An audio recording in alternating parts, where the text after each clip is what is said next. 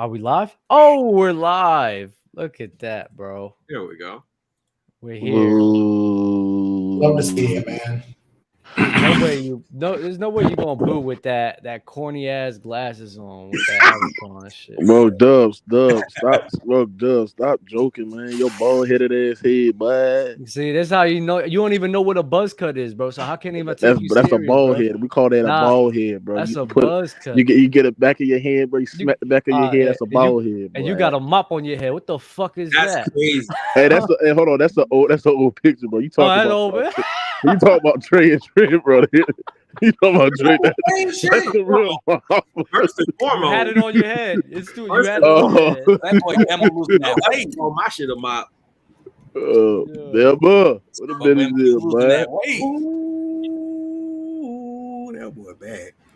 Hold up. That boy He bad. said that boy That bad. boy bad. Well, you know what it is. I just bro. want to say real quick. Huncho in the chat. You slowly moving up my op list, bro. Just know I'm on your head, bro. Just know I'm That's on your head. Yeah, Huncho he- slowly moving. Trent is still number one. Trent is still the number one op. He number one. But Huncho slowly moving up, bro. Huncho slowly moving up. That's fire, bro. That's great.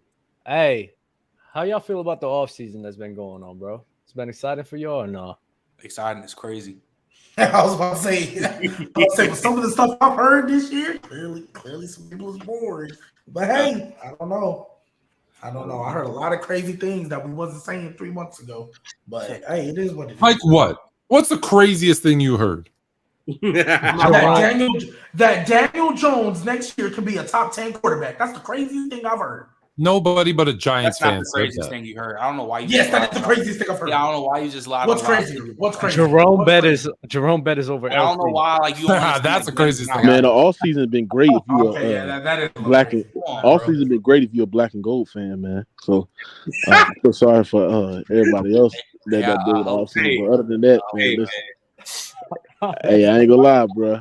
It's just feeling good right now, bro. Look, Yeah, I'm winning 14 wait games. for football to be back. You know. feeling good because you must have popped a perk or something before you came on here. Not because No, the Saints did anything. I always feel good. What you mean? We won in 11 games. We won the division. What you mean? No one in that division is winning more than 9 games. No one. Again, I don't want to have to. You trying to bet? We've gone through the schedule. Hey, There's no way you think there's. All right, bro. Y'all pick and choose. Y'all pick and choose when y'all want to be like, I'm not just gonna base crap off of 1 year, and then other dudes it's like, nah, he's the worst quarterback in the league. He trashed because of 1 year, man. I'm just saying. Yeah, it's shit crazy. It's crazy. Hey, look. So I just want to know since we get what's good. I just want to know. So what happens if Derek Carr go back to 2021 Derek Carr? Then what? Are y'all gonna be like, damn? Hey, G baby, they gonna all look. Hey, G baby, they gonna all look stupid, bro. Like I'm gonna have the last laugh, bro. Because look, y'all think Derek Carr is done. Y'all think Derek Carr is washed and he's just trash as a quarterback. No, this is the best situation he has been in his career. You go pair him up with a top 10 defense, and then you add him complimentary weapon. Then he gets back to the best. His old offensive scheme, which is the West Coast offense as well, which you get more cadence to more freedom of play cadence on that offense as well, bro. I'm telling you, bro. I think it's gonna be a bounce back year for Derek Carr. And I said this: at his best, he's a top 10 quarterback in the league. We looked at Derek Carr after 2021 as a borderline top 10 quarterback in the league, bro. Just because of his ability. And he's not wrong. After I'm glad you said all of that. I'm glad you said all of that. I'm I'm gonna keep it a beam.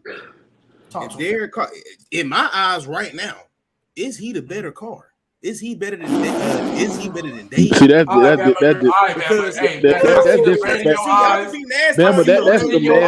nasty. You can be nasty all you want to. Derek Carr is the better. Get out of here, man. Stop. He went to a brand new franchise. They was a brand new franchise when he got there. No front off, no none of that. All right. Who was the you talking about? David, the one. David Carr. David Carr. Based off his situations and circumstances, I could argue and say I think if old boy don't do nothing again this year, oh yeah, he's still the better Carr. David Carr? David Carr? Yeah. Get out of here, man. David Carr is not better, bro. He ain't better, bro. Like if you watch him both, he ain't better. David Carr is a trash quarterback. Stop it. That man tried to lose games. That boy tried to lose games last year. Like, if it wasn't for Josh Jacobs taking that Mario mushroom sometimes in the fourth quarter, bro. Are we supposed to know that? Hold on. Hey, Bama, are we supposed to know the fact that the Raiders had a bottom 5 ranked defense last year? They don't put it to why the Ravens. Well, why the defense didn't fold when Josh Jacobs started running in the fourth quarter? Then, because you need defense to get stopped, right? For him. Like when the defense went wild, they got stops, but your boy was giving it right back. So that lowers the morale of the defense. And the defense was giving up damn near 200, 300 yards on the ground. Imagine giving up a stop and taking 6 minutes off the clock. Then your quarterback so trash. Go out so there we hold on. And what about the incompetent coach? What about the incompetent coach? So we supposed to imagine calling your best player. He throws it right to the defense. What confidence as a coach would you have next? Well, I've seen quarterbacks throw it right to the defense. The guy that you praised, that over and over. But this dude, like in year 21. How old is he? No, he's not in year 21. Stop it, bro. Is he a vet? Yes or no? Is he a vet? Yes or no? Look. Yeah, he's a vet. So vet. Hold on. So vet. Hold on. So vet. Hold on. So vet. Hold on. So vet quarterbacks don't make mistakes. No, here's my thing. Here's my thing that gets on my nerves. Hold up. This is the thing that gets on my nerves. Because, yes, I'm not going to sit here and act like this man didn't have a bad season given the circumstance. But I also saw him lose Henry Ruggs, John Gruden. I had to go through all these changes in the middle of a season and still ball. I've also saw that. And the defense wasn't that good then like it was last year either. It's not like the defense changed like that. It didn't go through drastic changes. Everything was the same. Hey, they got Devontae, they got John. I'm not saying he didn't have a bad season. I am not excusing him for that. I killed him myself. However, we're not going to sit here and act like in bad situations he hasn't also over-delivered. Now, all I'm saying is it's not like it's crazy and out of this world to think he can have a bounce back here. New team, the best defense he's had, at least on paper ever. What's it called? A still solid offense. Even if Kamara isn't there, still a solid offense. It ain't no bottom of the league offense. There's no reason he can't have a bounce back here. That's all I'm saying. Y'all act like it's so far in between. I'm sorry. If Daniel Jones could be a top 10 quarterback next year, why do we always talk about Derek Carr? Wait. I do gotta ask because he's a good quarterback, bro. He's a good quarterback, bro. Y'all niggas. Let Fluent go. Y'all nasty hell, boy.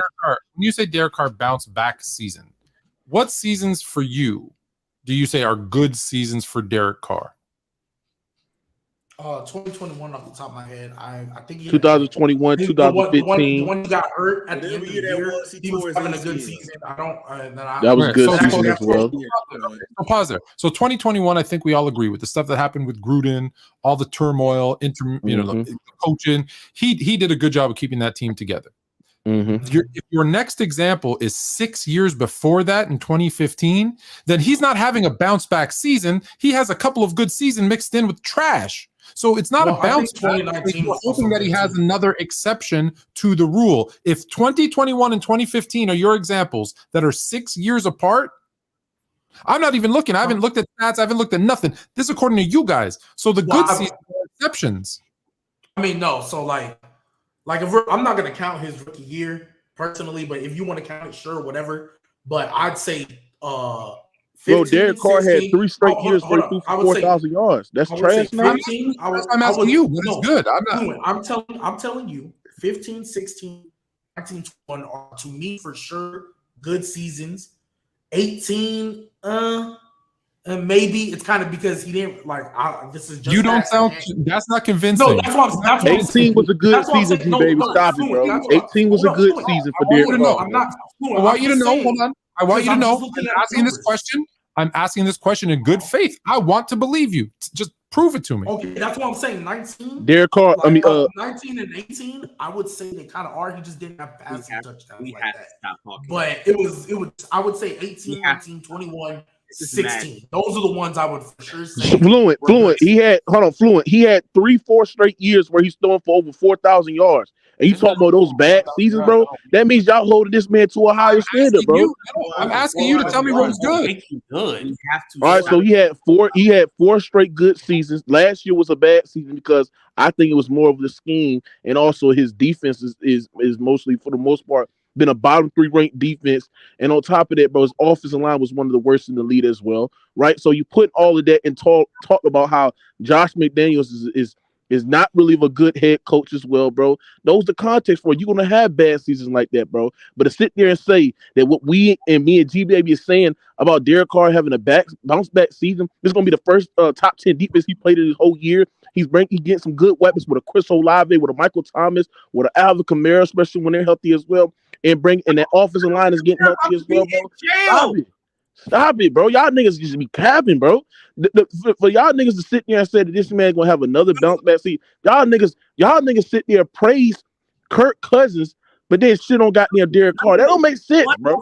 Shut up. That don't make sense, Trent bro. is the only one that does that in fairness. That don't make sense. Y'all praise Danny Jones and shit on Derek Carr. I'm the only one. Get out of here, bro. Again, Y'all always doing that, bro. Who talks about him?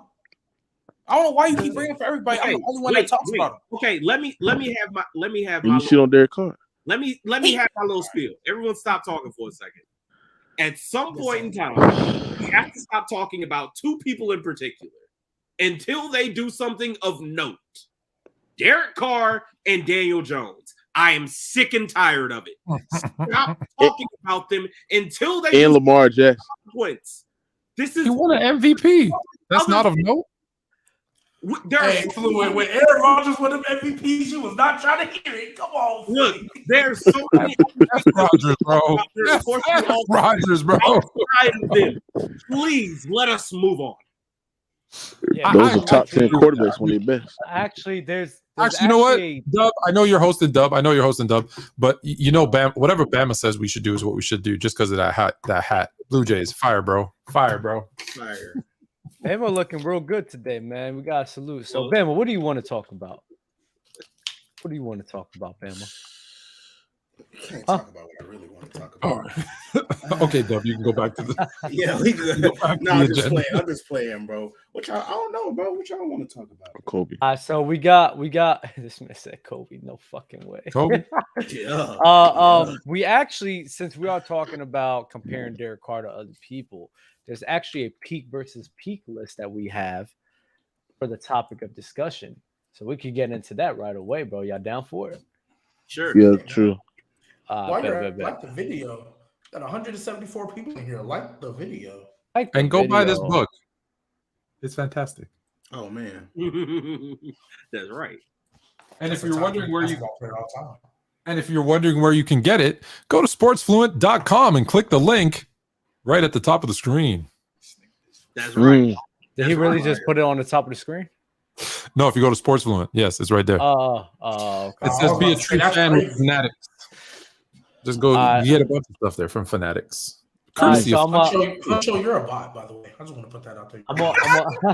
Yeah, he is. Yeah. Well, Huncho had a super chat. Trey, would you rather have John Elway or Drew Brees? And G Baby, your little. We already cooked Dub on this, bro. Like, bro, I don't want to do it. Y'all didn't though. Y'all didn't. Hey, maybe he's new to this, man. Maybe he's new to the show. Yeah, we already cooked Dub with that, bro.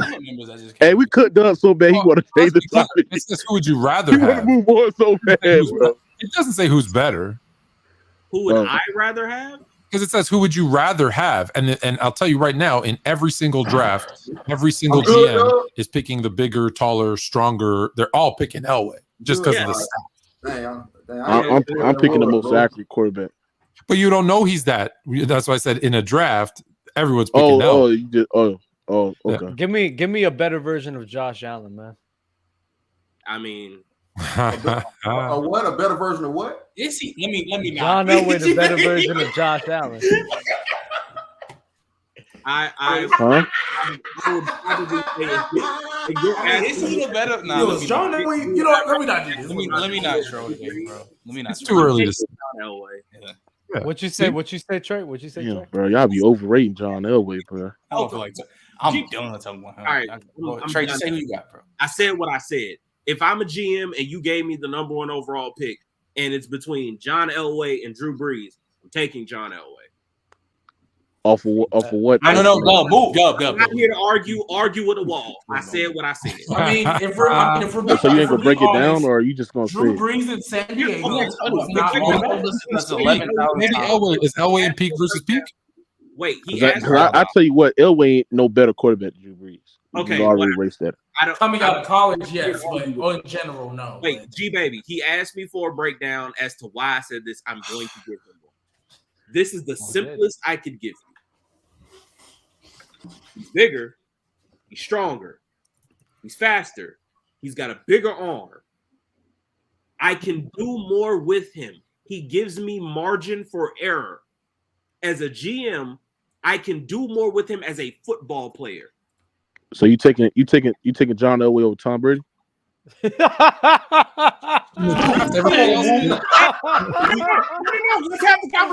Let's have the conversation. This we don't even have a conversation. You just of all the criteria you just named, are you taking John Elway over goddamn Tom Brady? Stop. Hold on. Wait, but hold on. Because let's have the conversation, because we're talking about if I'm a GM. Yes or no, please. I need a forklift. Please, yes or no. If I'm a GM, yeah, I would. You want to know why? No. Oh my gosh. Every GM won in the 6th round. Everybody skipped him 5-6 times. Including the Patriots who took him. Keep in mind what the question was. The question was if you're drafting them. And listen, you're all thinking of what you saw him do. But before he did it in the NFL, no one knew he was going to be that guy. No one. And if anybody up here lies and says, I saw Tom Brady get drafted in the 6th round and I knew he was going to be special, you're full of crap. You're full of crap. Hey, Cruiser, you seem like you mad up there, Cruiser. I remember mad about he got off on Alabama. That man taking John Elway over like by 20 and really did. In a draft, Are we basing off them coming out? Yeah, that's what I'm saying. In a draft, everyone's taking John Elway first before just coming out, not knowing what they did in the NFL. Not knowing. So we changed the argument because the super chat. I know. I changed the question. Yeah, Hey, let me ask you something. Hold on, so you good with the college? Who was good coming out of college? Tim Tebow or Tom Brady? Tim Tebow. What? No. Stop. Y'all telling me in the draft. Y'all telling me y'all taking Tim Tebow because he was better. He was better in college over Tom Brady. I'm taking Tom Brady. You're taking the quarterback over the tight end. But y'all just sat there. Hold on. But y'all just sat there. Hold on. But y'all just sat there and said that we didn't know anything now and who come into the draft. Y'all sit there and say y'all taking this guy over that guy. So apply that same logic with Tim Tebow and Tom Brady, bro. I got an answer for that. No, he don't. Bama, he don't understand context. He did. He nasty. He got us though. Everybody clear out for a second, because I got an answer for that. Tim Tebow is quite honestly one of the most overrated college football players that is ever graced the football field. He has the greatest resume of any singular college football quarterback that you could possibly pull up. However, let's not forget the fact that this man played with Brandon James, Chris Rainey, Jeff Demps, Emmanuel Moody, Percy Harvin, David Nelson, Deontay Thompson, Marcus Gilbert, the Pouncey twins. Then on defense, you had Carlos Dunlap, Jermaine Cunningham, who was a second-round pick, Brandon Spikes, Ahmad Black, Major Wright, Janoris Jenkins, Joe Hayes, and all of this man's tape. Didn't he have Aaron Hernandez? Did you say him already? Aaron Hernandez. Oh, and by the way, Cornelius Ingram, who played for the Eagles. That is so disgusting, Trey. That is all right, Trey. So you basically saying that your main point was saying that the reason why Tim Tebow was a great leader of men but he was a product of the system that he played in. Okay. Let me hold on. Hey, Trey, can I ask you a question? Trey? Let me finish. Go ahead. Let me finish. The only reason why I'm picking Tom Brady over this, because there is literal tape from college of Tom Brady actually being a legit passer, like a good quarterback. Tim Tebow only completed slants and seam routes. We are not doing this. The argument between Drew Brees and John Elway and Tim Tebow and Tom Brady is not the same thing. You thought you was smart bringing that stupid ass comparison up. All right, so you telling me you taking Drew Brees over Tim Tebow? Duh! It's the sky blue. All right, hold on. Because you sat there and said that the reason why the main point of Tim Tebow, the reason why he's overrated because of the throws that he made and also the situation that he played in. So let me ask you something. Hold on. Let me ask you something. Who's your greatest quarterback of all time? Huh? Who's your GOAT quarterback? What are you talking about? Answer the question. Who's your GOAT quarterback? Who's the greatest quarterback of all time? It's Tom Brady. What are we talking about? Do you not Tom Brady off the situation that he played in? I knew that was coming. You don't talk about how the all-time great weapons that he played with offensively and defensively, but when you with Tim Tebow, you want to break up the situation they played with, the defensive pieces that he played with, and the offensive pieces that he played with as well.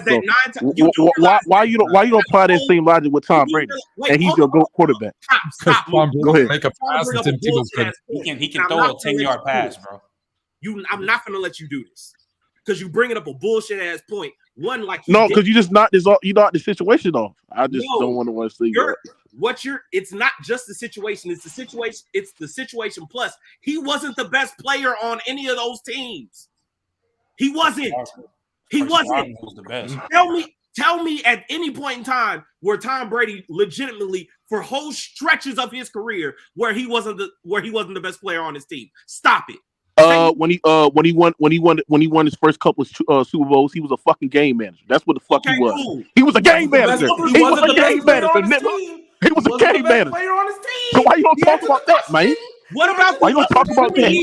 I can name many years where Tom Brady was not the best player on the goddamn New Orleans Patriots. Would you really want to do this, man? Do you want to talk about how the greatest wide receiver that he played with, the greatest tight end that he played with? You want to talk about all the defensive pieces that he played with as well, man? So why you don't try? You didn't pick and choose. That's what you do. You did that with your people. So why you can't do it with Tom Brady? No, ain't nobody picking and choose. Hey, G baby, put that little water. He's stuttering right now. He's stuttering right now. I got this nigga stuttering right now. Come on, man. Are you seriously trying to tell me that literally after his first Super Bowl, I'll give you that. Like, cool. The first Super Bowl, he probably wasn't the best player on the team. You had Laurie Malloy, Willie McGinnis, and a bunch of other dudes. The man played for like another 20-some-odd years after that. And on the 07 team that went undefeated, that motherfucker was still the best player. And he had stop it. Was Randy Moss Was Randy Moss on the team? Was Randy Moss on the team? He was on Randy Moss on the team. Was Randy Moss on the team? I guess Randy Moss. What about the second time they won a championship? Are we ignoring the fact that he had one of the greatest clutches kickers of all time? You gonna say Adam Vinatieri better than Tom Brady, bro? You gonna say Adam Vinatieri better than Tom Brady, bro? I'm just sitting there. Are we ignoring that? Are we ignoring that? Because the situation that he's been in. Shut up! Shut up! Stop trolling. You had him and then you let him off the hook. Please. You brought up a kicker. Stop trolling. There's no way you're about to say Adam Vinatieri was better than Tom Brady. No, I'm not saying. I'm not talking about you. I'm talking about G baby. I'm not saying that, but we. I'm talking about G baby, bro. I'm talking about G baby. I'm not talking about you. I'm talking about G baby. Isn't that crazy to say? Shut up. I'm just asking the questions. People yes, it is that crazy to say. Okay, thank you. G-troll. That's all I want to know. I think what Trey's point, the point is with Trey, bro. Besides them first two, well, I guess like the first 2-3 Super Bowls. Like after that, it's not even the best player on the team. No, Trey. Or even the 2005 one, he's the best player on the team. After the first. But the thing is, though, we're talking about Brady. Tebow was never the best player on Florida. Never at all. ever. No, but also, but also, Tom Brady has a skill set that you can see. Tim Tebow does not. No skill. Tim Tebow was a bum. So hold on. Fluent. So hey, I don't know how you a bum. You the only championship they got. Mute your mic, bro. Mute your mic, bro. Please. That's not true because Chris Leaky won. Trey, don't listen to G Baby Day. I said since. Trey, don't listen to G Baby Day. He's trolling. Just literally mute him. I like how your water bottle matches your hat, G Baby. Like, bro, we're not gonna do this. How do we get to Tim Tebow? Yeah, Tebow was just overrated because he just passes. Because he tried to make a really disgusting comparison because he thought he was smart. I mean, look. There's a reason Trent was making that little smirk earlier in Mookie's rant because he low key was kind of like you was picking and choosing when situations matter and when they don't. But then he went off the rails. Then he went off the rails with Adam Vinatieri. You could just provide the context of why we were. Oh yeah, of course. We all know Tebow couldn't throw the ball. Tebow was a bigger version of Johnny Manziel who can't throw. Hold on, y'all. Johnny Manziel was a better passer than him, and Johnny Manziel was a better passer. Hey, so let me ask a question. Y'all don't like Johnny Manziel? Coming out, because we're talking about college before they got to the NFL. Y'all Trey, you drafted Cam Newton or Tom Brady? I'm drafting Cam. Are you okay? Next question: you drafted Vince Young or Tom Brady? I probably would have drafted Brady before that's crazy. Vince Young. You're drafting Vince Young. I think you're drafting Vince Young. You're drafting. Oh my god! You're drafting Vince Young. I probably would have been. Hey, hold on. Tough. You drafting Joe Burrow or Tom Brady? What'd you say? Joe Burrow. Joe Burrow. Duh. Bro, Tom Brady failed because he was splitting time with. I'm not gonna lie. The first comment that said Tebow was Cam Newton, you need to be slapped with fish grease. Don't say that dumbass shit, bro. Come on, you gotta. Where do you get this stuff from?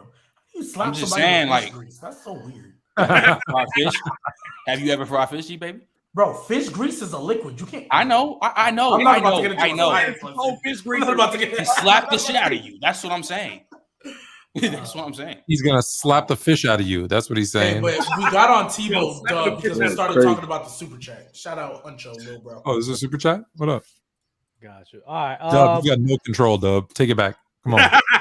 You know what happens? Like we just shifted off to like 5 different topics in the span of 25 minutes. So when things are clicking on all cylinders like that, you just got to let it play out, bro. And look what happened. We got a $20 super chat off of it. Yeah, W host. Panthers was 6-6 after rule firing, upgrade all coaching positions. QB, running back, tight end may not replace DJ, the wide receiver, but his will be replaced. We got TMG, Mingo, Thielen, Shark, Laviska. Defense is good, and we got 5th easiest schedule. 10 win season. No one in that division. Listen, that's not. It's not ridiculous, but 10 wins is pushing. I'm going to stand on ridiculous. A single team in that division is going to win 10 games. I'm standing. Hey, but Trey, can the Panthers win the division now? Somebody gonna win the season. I said they can. I'm just saying nobody. So Trey. In order, by what you just said, no team is winning 10 games. So the division winner at the max is winning 9. Mm-hmm. And you think the Panthers can win that division, win the 9 games? They can. I didn't say they will. Hey, it's football. It's football. Anything can happen. That's why. I agree. And let's be clear. As far as talent goes, the Saints are probably the Saints are the most talented team on paper. They should win that division. But you know how it is. One bad break, one bad arrest, one thing in the locker room can change the entire dynamic. And that's why we see guys go from 4-11 or 4-12, whatever, to Super Bowls. That's what. So to say it's just crazy to think the Panthers could win it, I wouldn't put my money on it, but it's not crazy. You know what I personally think it is. Before we move on, I think it's a combination of 2 things. Y'all are much higher on Bryce Young and this Panthers roster, and y'all are hella lower on Derek Carr than everybody else. Because there's no way on paper. I'm sorry, bro. Like I'm not gonna say no way because injuries can happen and things you can't control happen. I understand that. But if we're using the hypothetical of everybody staying healthy, there's no way you telling me old Adam Thielen. But that's the worst hypothetical. That's the worst hypothetical because that never happens. The hypothetical should be who can handle the injuries. And bet with that, if the Panthers get injured, they are less equipped to handle that. Who's your backup quarterback? Taysom Hill. You know what his record is as a starting quarterback? Don't play with me. Don't play with me. You got one loss. That's nasty. No. Taysom Hill as Taysom Hill has one loss. Taysom Hill as a starting quarterback has one loss. That's a fact. Go look it up. That's a fact. How many wins does he have, G-Baby? Like 8 or 9. One of the two. One of the two. So Hold on. Wait. Because we're talking about wins and losses. Okay, let me. I'm going to read something to you. Hold on. Hold on. 3, 7, 12, 6, 4, 7, 8, 10, 6. That's your starting quarterback's wins every year. He better be one of those 2 out of 10 years where he had a winning record, because every other year was a losing record. Yeah, I don't think you want to look at the record anymore. No. He's got a defense. Man, using wins and losses for Taysom Hill is so disgusting, bro. I'm not gonna lie. No, that was Derek Carr. I'm not gonna lie. Using wins and losses for Taysom Hill. Actually, apparently, I just looked up. Apparently, he's 23-11 as a starter. Man, 63 and 79. Your starting quarterback is 63 and 79. Look, it says it right here. Taysom Hill has a record of 23-11 as a starter in his career. So this should start him. He asked. Hey, low key. But he's ass. See, your own Saints guys say, but he ass. Hey, Taysom Hill, bro. I just know when Taysom Hill's there, we run the he plays really, hold on. He plays really, really good when we play the Falcons, bro. Really, really good when we play the Falcons. Yeah. Other than that, bro, stop it, bro. Like, you can't generate no type of offense for us, bro. Hey, listen, bro. If he was that good, he'd be the starting quarterback, and you wouldn't be bringing other people in all the time. Come on. I agree. We had Ian. I'm just saying. Hey, look, at the end of the day, all I don't care how ugly we do it. I don't care if our offense is trash, our defense is elite, or the other way around. As long as we win this division, that's all I care about. So I don't care how we do it. Hey, Mookie. I think the Falcons gonna make some games. Mookie, does it bother you? Does it bother you that your co-conspirator there is going to jump ship at the first sign of trouble? Like, doesn't that make you feel a little? It's not the first sign of trouble.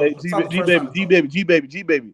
See, this is why, G baby, I don't know if you bleeding with the black and gold. You heard me? Because if you bleeding with the black and gold, you down with the black and gold until that shit fall off. You hear me? When that shit sinks. See, I bleed the black and gold. So you said until it sinks? If they don't win the division this year, it's up. If they don't win the division this year, it's up. Hold on. I agree. Hold on. I agree. Our expectations. You gotta be like my brother. You gotta be like my brother. Division, bro. Dennis Allen gone, because that's the one. That's the to be honest, bro. That's the one concern about my Saints is injuries and Dennis Allen.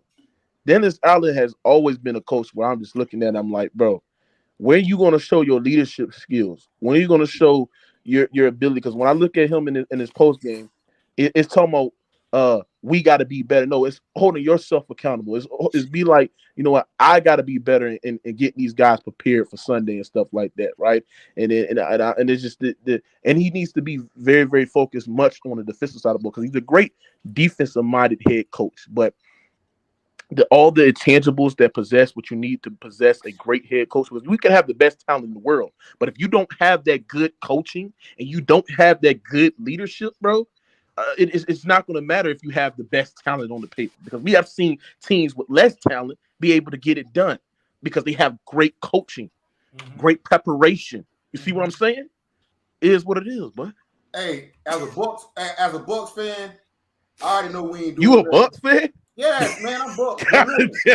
I'm looking to go into the lottery. You feel me? But what I'm saying is, I don't pull my scratch off. You know what I mean? I'm looking for Caleb Williams. But what I'm saying is, I'm telling you what I think might be tricky, bro. I like him, bro, a little bit. I ain't saying he's gonna be no world breaker. I like Desmond Ridder. Atlanta gonna sneak up on some people this year. I'm telling y'all. I don't believe that. I just have a message for G baby. I want you to pick Duval or Louisiana, because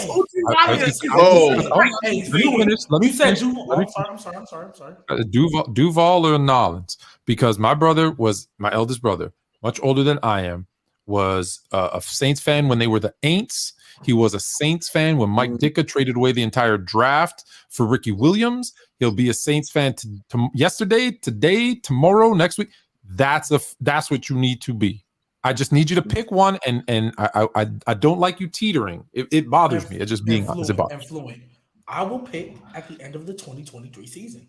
No, you not. have no, yes, you won't. Yes, I will. If the Saints win the division, I will just make your decision. No, stop. I know G Baby a lot. He definitely be cheating on his girl. Look, he's auditioning. He's auditioning. You can clip this. You can save this in the archive. At the end of the 2023 regular season, if the Saints win the division, I will just be a T-Law stand, not a Duval stand.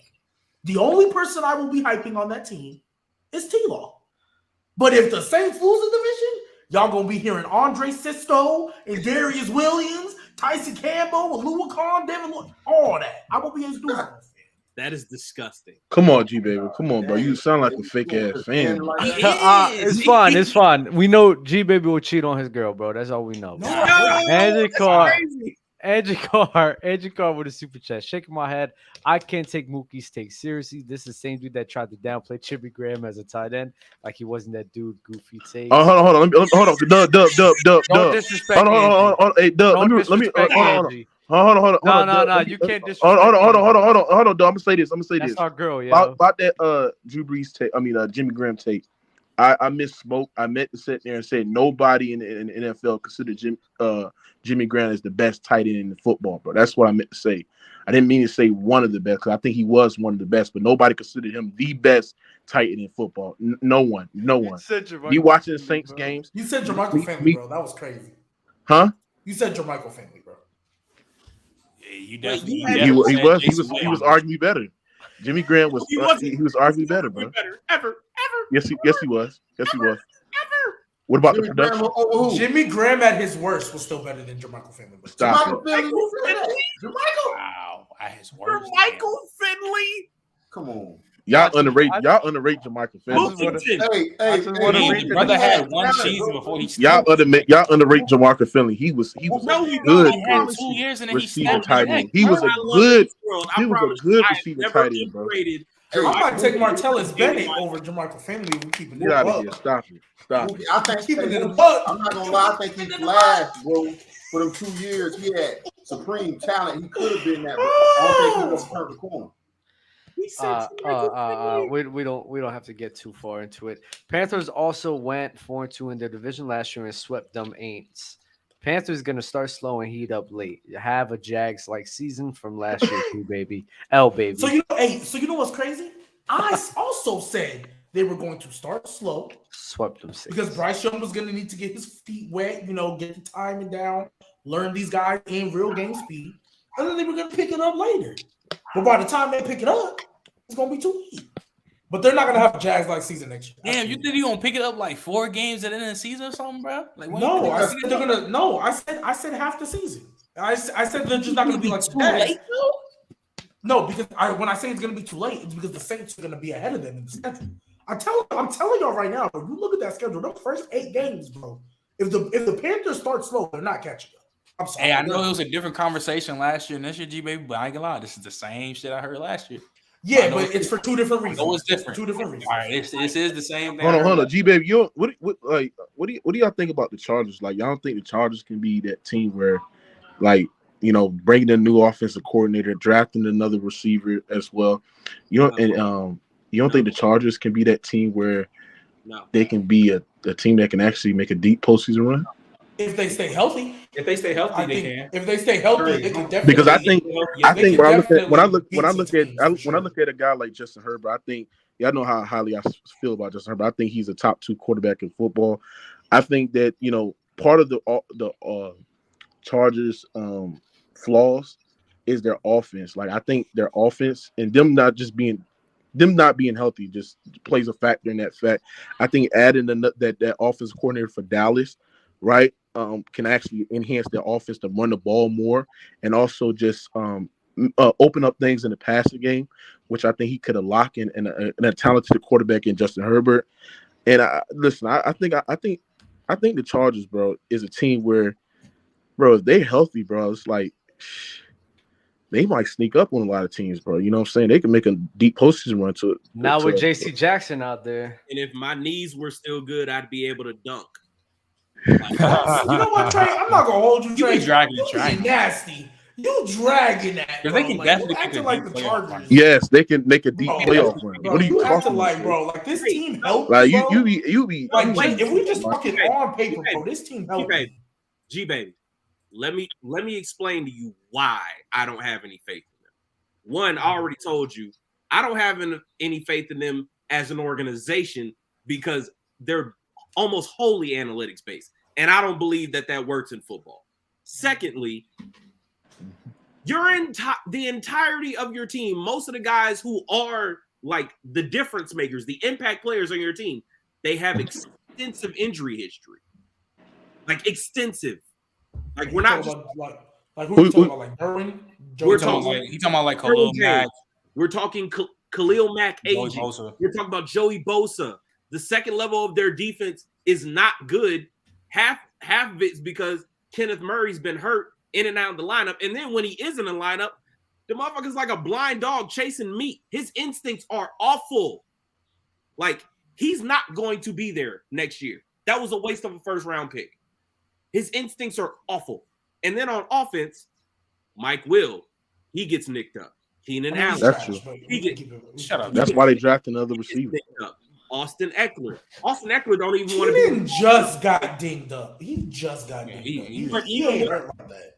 He's not dinged up. But even last year, Justin Herbert was playing through having broken ribs. Like, literally every one of their players has guys who are important to the team, not just backup.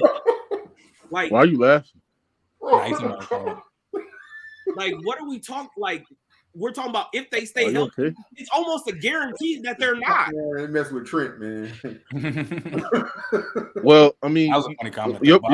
Most of your points was basically off of injury, and that could be fair. You know what I'm saying about the injuries, and then when they was playing, they didn't really produce that much. But I'm just saying, like, adding that guy, what's that guy name? I forgot that guy name. Staley. What's it? Brandon Staley. Talking about the receiver? No, the coordinator.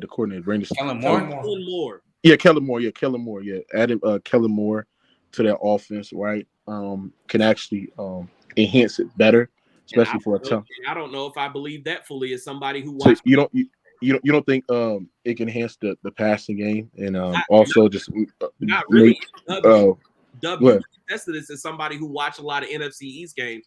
The one knock that I have on Kellen Moore, because I actually do like him as an offense coordinator. The issue that I had with him after his first year is that it almost became like it was watching somebody just call some shit on Madden.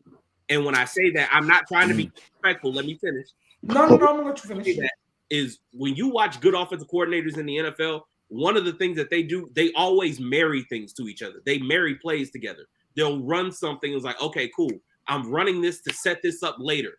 That's usually what that first 15, that little script that they have at the beginning, that's what it's for. It's there. Okay, cool. We're going to set them up with this. We're going to run it here. If it's successful, we'll go to the next play that comes off of that. And if not, we'll move off to the next setup play. He doesn't do that. He just calls shit. That's part of the reason why he's no longer in Dallas. Like, so you telling me that? Hold on, Bookie, because I really want to address. That's part of it. Part of it is also because Mike McCarthy just wants to run the hell out the ball. But yeah, like I think he still has a lot. I think he still has a lot of growth to do as a coach, which is why I'm wondering why everyone is just saying, "Oh, well, he's gone to the Chargers now. This is automatically an upgrade." I'm like, are you sure? I have a what? Go, baby, go, bring me tight, bro. Come on, bro. He is wild, bro. That was a bad statement, but hey, come on, that's an upgrade. I have a question, Trey, because let's just look at all the scenarios here. Kellen Moore, he's under Mike McCarthy and Jerry Jones. We know how Jerry Jones likes to operate. He likes yes men. Mike McCarthy, a yes man. Kellen Moore wasn't really that yes man, and now he's gone. Was he really the problem? Was he really the problem? And then you say, because you say Mike McCarthy also wanted to run the ball more. He still has growth left as a coach. That's all I'm saying. Oh yeah, that's fine. He's young. That's fine. You also say Mike McCarthy wanted to run the ball more. They ran the ball pretty. I don't even want to say well. They ran the ball enough. They ran the ball enough, and what I'm telling you is Mike McCarthy has been on record saying, I wanted to run the ball more. Hey, but Trey. See, here's the smart thing about Kellen Moore, though. And Mike McCarthy might be dumb for that. Let's be real. I'm not saying he's right. I'm just saying that's what he said. Mike but then you lead all that to say, is Kellen Moore really an upgrade from Joe Lombardi, Mr. I run all bench on 4th and 12, high school play that I can run? Okay, cool. G baby, then let me Herbert like a 40-year-old Drew Brees. What I'm trying to get at is this. Everybody is acting like it is a guaranteed, like just super gap of an upgrade. And what I'm saying is, I don't know if he's going to walk into that situation as a first year offensive coordinator that is not a part, that hasn't been a part of that system.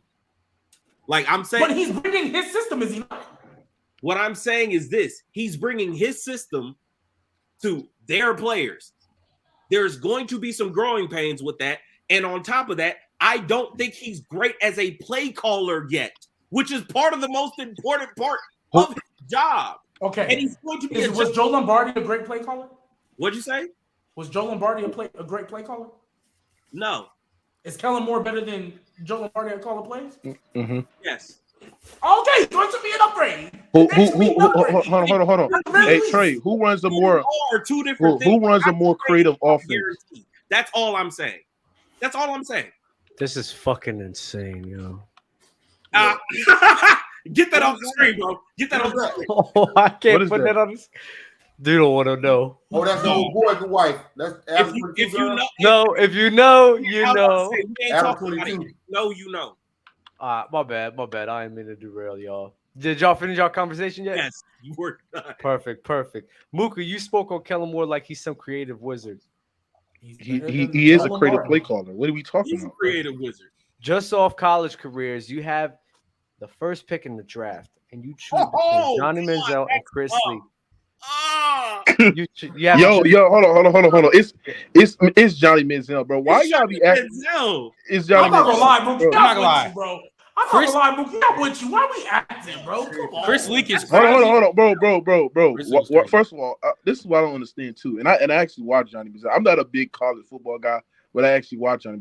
Johnny Manziel was a dog in college. Like, what are we doing here, bro? His ability, his ability to extend plays with his legs and go on a run, and his running ability, bro. His ability to actually evade sacks was pretty good. I mean, he didn't have a big of a strong throwing arm, right? He was not that talented of a passer, but his mobility and his ability to make plays downfield, bro, and to keep his eyes open downfield to make plays was absolutely elite. Like, what you know who that sound like? You know who that sound like? No. You know who that sound like? Like Lamar Jackson. No, it does not. No, it does not. And you know what's crazy, G baby? Johnny Manziel couldn't throw worth the lick, and he hit on Lamar Jackson left and right. And now you trying to kick for Johnny Manziel? That does not sound like Lamar. You're trying to kick for Johnny Manziel, but you hate on college Lamar Jackson. No. Johnny Manziel, he's a Mike Evans merchant in college football. You hear me? A Mike Evans merchant. I seen Uncle Ruckus. Okay, Mike Evans. Mike Evans merchant. No, that's crazy. That's crazy, Doug. A Mike Evans merchant. Yes, not watch. I know if you watch Johnny football. So y'all calling him a Mike Evans merchant? No, I say no. The reason why I say he's a Mike Evans merchant because there's been plays. You can look this up. He's scrambling. He's going backwards, just throwing three, just running around. Hell, Mike Evans down there, tuck that shit up. He's gonna catch it. That's being a Mike Evans merchant. Now, of course, you throw it to your best guy, and you're not gonna say it was Mike Evans merchant because he's a good passer. Johnny Manziel wasn't a good passer. He was just a white dude that could run, and he had hype on him, and he could run a lot. That's really the truth on it. No, but also too, if you think about it though, so twice you're gonna get some love. Who was old dude at Ole Miss? Who was the quarterback of Ole Miss that beat Bama? What's his name? Something Kelly or something? I forgot. Yeah, Chad Kelly. Number 10. Chad Kelly. Chad Kelly. He didn't beat him. Ole Miss, Chad Kelly. Relax. Before you niggas just start lying about Alabama, he beat him once. So Trent, describe me why Johnny Manziel. No, because I want to hear y'all break. Why Johnny Manziel wasn't a good passer. Oh, I got a perfect one for that. Can I go? Go ahead. Okay, cool. So everyone loves to talk about the wins against Bama, and they were great. They were epic, no doubt. That's cool. The reason why Bama was a terrible matchup in those situations, and Bama can attest to this, at the time, the SEC was still very much so old school football. It was I formation. It was 2 tight ends. The defenses, all of the linebackers were 250. Outside linebackers were 270. The guys who were the Courtney Upshaws, the Dante Hightowers, these gigantic human beings. And then you had Kevin Sumlin at Texas A&M and his air raid offense, where there were no fullbacks, damn near no tight ends. It's 4 wide receivers every single play. We're in 10 personnel. It is run and gun all day. And that is the only reason why Johnny Manziel gave the SEC or some of the SEC teams problems. Because LSU, the one team that never had a problem with Johnny Manziel? LSU. And you want to know why? Because that entire team was predicated on speed. I watched Rashad Robinson live, all 6'1" and 165 pounds of him, put Mike Evans in a box, and Johnny Manziel ain't know what to do with himself. That's the Mike Evans. And he never beat LSU because he couldn't run around because they had athletes that could keep up with him. Oh man. Can I get to the first topic now? Yes. Yeah, you can. We're about an hour in. Likes for the video, please. Like the video. Also, Trent got eaten by a guy named Pig's Feet. That's so crazy. Since we've been comparing players all day today, I guess we might as well just keep it up. Yep. And we're gonna do the better peaks argument, right? Better peak, starting off at number 1. Whoa. DeAndre Hopkins versus Odell Beckham. Ooh, that's tough. God, you nasty, dog. Who came up with that question, bro? Don't worry about it, man. Don't worry about it, nasty mother. Don't worry about it, bro. G-Baby did it. It was G-Baby, bro. Wait. That's a good argument. Well, you won't last on the first 4 days. It's not even That's an easy one. That's an easy one. Yes, but what we saying it's Odell. Okay. I'm taking Odell too, but I'm not gonna say it's easy though. I'm taking Odell, but as much as I'm a D-Hop guy, like their peaks are not that far from each other. To be honest, I don't even think it's close. To be honest. God dang. I mean, you doing that because you PED taxed D-Hop, so I'm not letting you slide with that movie. Oh yeah, that is true. That is true. Yeah. And he wasn't taking PEDs in his peak? That's true. Or he just not get caught. Yeah. Hey, he was just not getting caught, bro. That's all, bro. Hey, Brian Cushing was at his peak with the Texans. Yeah, he was ridiculous. Bama Fluent. Who y'all got? Yeah, I got Odell. Odell. We're just talking peak. Yeah. Odell on his peak was nasty. It's it's close, but I think it's Odell. I got Odell. Okay. It's Odell. I don't know. D-Hop, I don't know. Getting better at the top of the route. Bama even thinking, bro. It's not even close to better at the top of the route. That's crazy. Who's better on the bottom? OBJ, I guess. Hey, yo, that's so crazy. I'm going D-Hop. That's sick. Hey, what was that? That's sick. Oh my gosh. Is someone typing? Yeah, I could have sworn. It sounded like someone's mad at their keyboard. It ain't me. All right. Cruiser. Did you give me an answer? Did you give me an answer? Dang, bro. Hold on. Long peak, you saying? Yeah. Peak, yeah. Odell had what, a 2-year peak? A 3-year peak where he just The first 3 years of his career where he damn near broke every receiving record. Oh yeah. The first 3 years, bro. Yeah, man. The first 3 years were crazy, bro. Yeah, I'm gonna go Odell, bro. Odell was nasty the first 3 years. Odell was a demon. Damn, no D-Hop. That jump scared. I mean, there's no disrespect. I just think Odell was such a I think it's close to. Yeah, it was Odell. I'm gonna go with Odell, man. Yeah, it's like somebody, two guys on the top 10 list, but like somebody's on the lower top 10, and then Odell's just like right there at 5. Yeah, just it is what it is. AP versus LT. LaDainian Tomlinson for you, Fluent. Thank you. One of my offense and defense. Okay, good. Give me all day. But it's like this though. Yeah, I'm not gonna lie. It's really like this. I'm not gonna lie. It's really this. Like it's no like you. I'm gonna go ahead and tell you high knees. I'm taking the horse, boy. I'm going Adrian Peterson. Adrian Peterson, boy. But don't ask Bama. He thinks Jerome Bettis better. Don't ask landslide. AP by a landslide. Not by a landslide. AP is not even close. He thinks Jerome Bettis is better than LaDainian Thompson. Y'all, please moving on. I am taking hold on. over that bum LT. Y'all don't like backs that can do it all. I was about to say, I guess I'm gonna be the only one that's gonna take LT. Yeah, listen. Adrian Peterson was a dog, but I prefer versatile backs, bro. Like I prefer backs that does it best. Catch out the back. Who's the best running back in the league for you right now? Who's the best running back? Wait, who's the best running back of all time? Saquon Barkley's the best running back for me. Who's the best running back of all time, Mookie? Barry Sanders.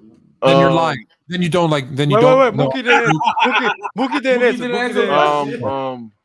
It's probably Emmitt Smith for him. Emmett. You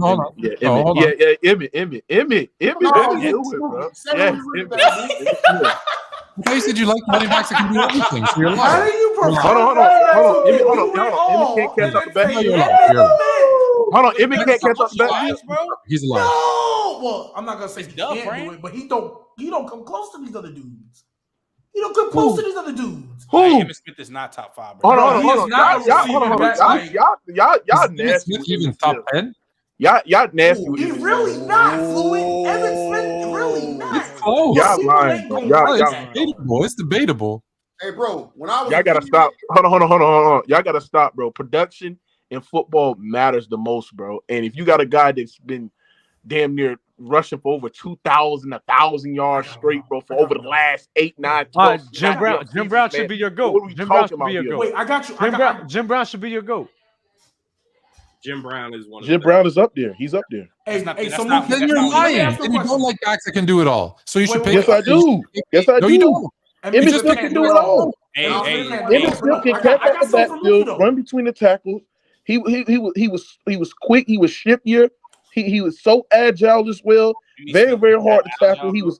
Come on, bro. Let's not do this. Lateral quickness was amazing. Sure, Trey. Mookie, I have a question for you. Mookie. Earlier, or let me ask you: do you not usually, when we talk about another individual named Tom Brady, do you not always bring up the situation he was in, the teammates he had, and all that?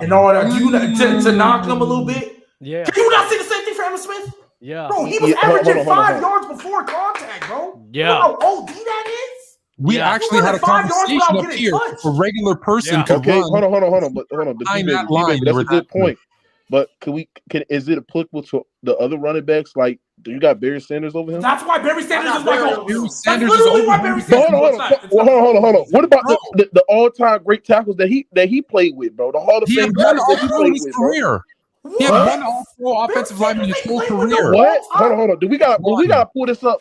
Do we gotta pull up Barry Sanders? Somebody pull this up. You don't have to pull it up. One. It's common knowledge. In 10 years. One. Man, y'all. Look it up, Mookie. I know you typed it. Look it up. Hey, I want to ask him just so Mookie got his head straight. You say you like running backs with versatility, right? Yes, sir. CMC or Adrian Peterson?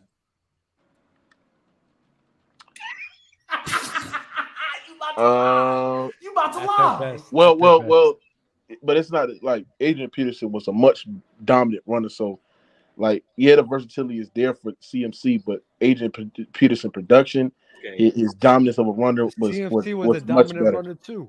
Okay, while we're and a dominant receiving back. all right, before this gets to be discussed on the fucking Panthers. All right. What the fuck are we talking about? Hey, no. Who ain't gonna do nothing? Hey, Mookie. We're gonna do that then. Emmitt Smith or Marshall Faulk. I want you to lie right now. With his logic. I mean, with common knowledge, Marshall Faulk is better, but hey. This is the quietest I've ever heard Mookie. This what happens when you start dying on hills with this badass. Hold on. What you said? Nah, you heard us. You heard us.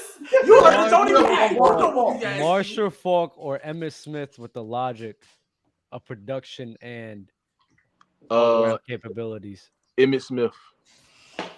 You do realize that that's like not possible for your criteria. You know that's a contradiction. You know what that means, right? He just said you like running backs with versatility, and Marshall Faulk is the greatest receiving back ever. How in the hell would you take Emmitt Smith over but who has better production?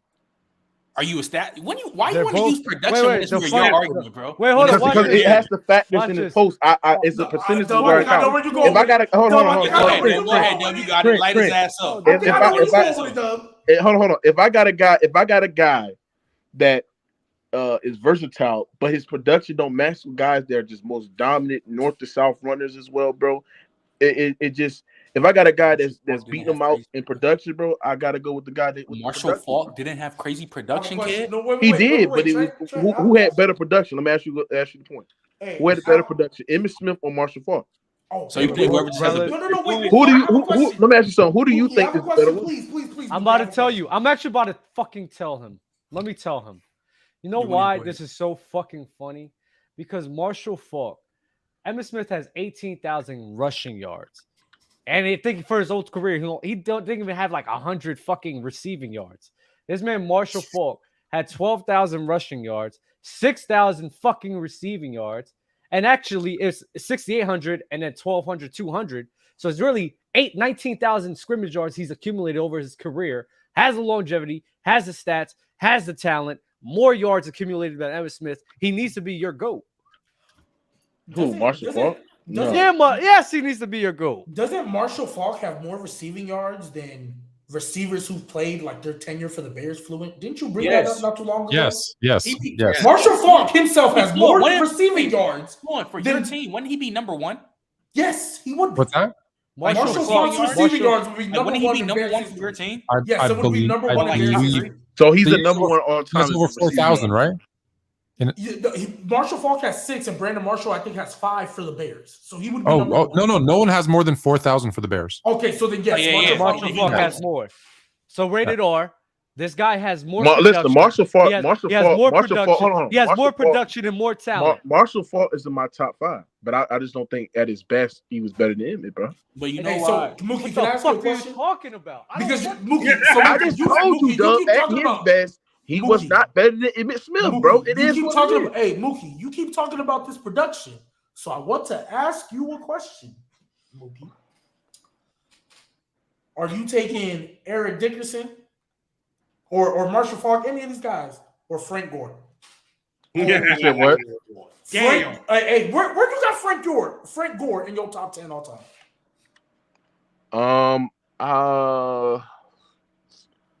I don't. He's somewhere up there. He probably like bottom half. He's somewhere up there though. So Frank Gore is in your top 10. He your bottom half of the top 10 all time. Yeah, he up there. He got smoking that K2, boy. Boy, you was tripping. Boy. Woo! Frank Gore top 10. Boy, you was tripping, boy. Why he not top 5? He got the 3rd most rushing yards all time. Come on, bro. He's nowhere near talented as the other running back. Just like Emmitt Smith. Bingo. Hey, there you go. Yes, he is. Emmitt Smith is talented. Jesus. Hold on. Hold on. That's what y'all wrong about. I look at Emmitt Smith as a talented running back, bro. He's talented. What are we doing? Like, what are we doing, bro? He's talented, but he's not versatile. I just want the record to reflect. Mookie, you have Frank Gore as a top 10 running back all time. I just want to confirm. This criteria is all over the place, bro. Let's move on. Consistent, bro. Stop it, bro. It's not. I ain't gonna lie. If I think where y'all got Frank Gore at?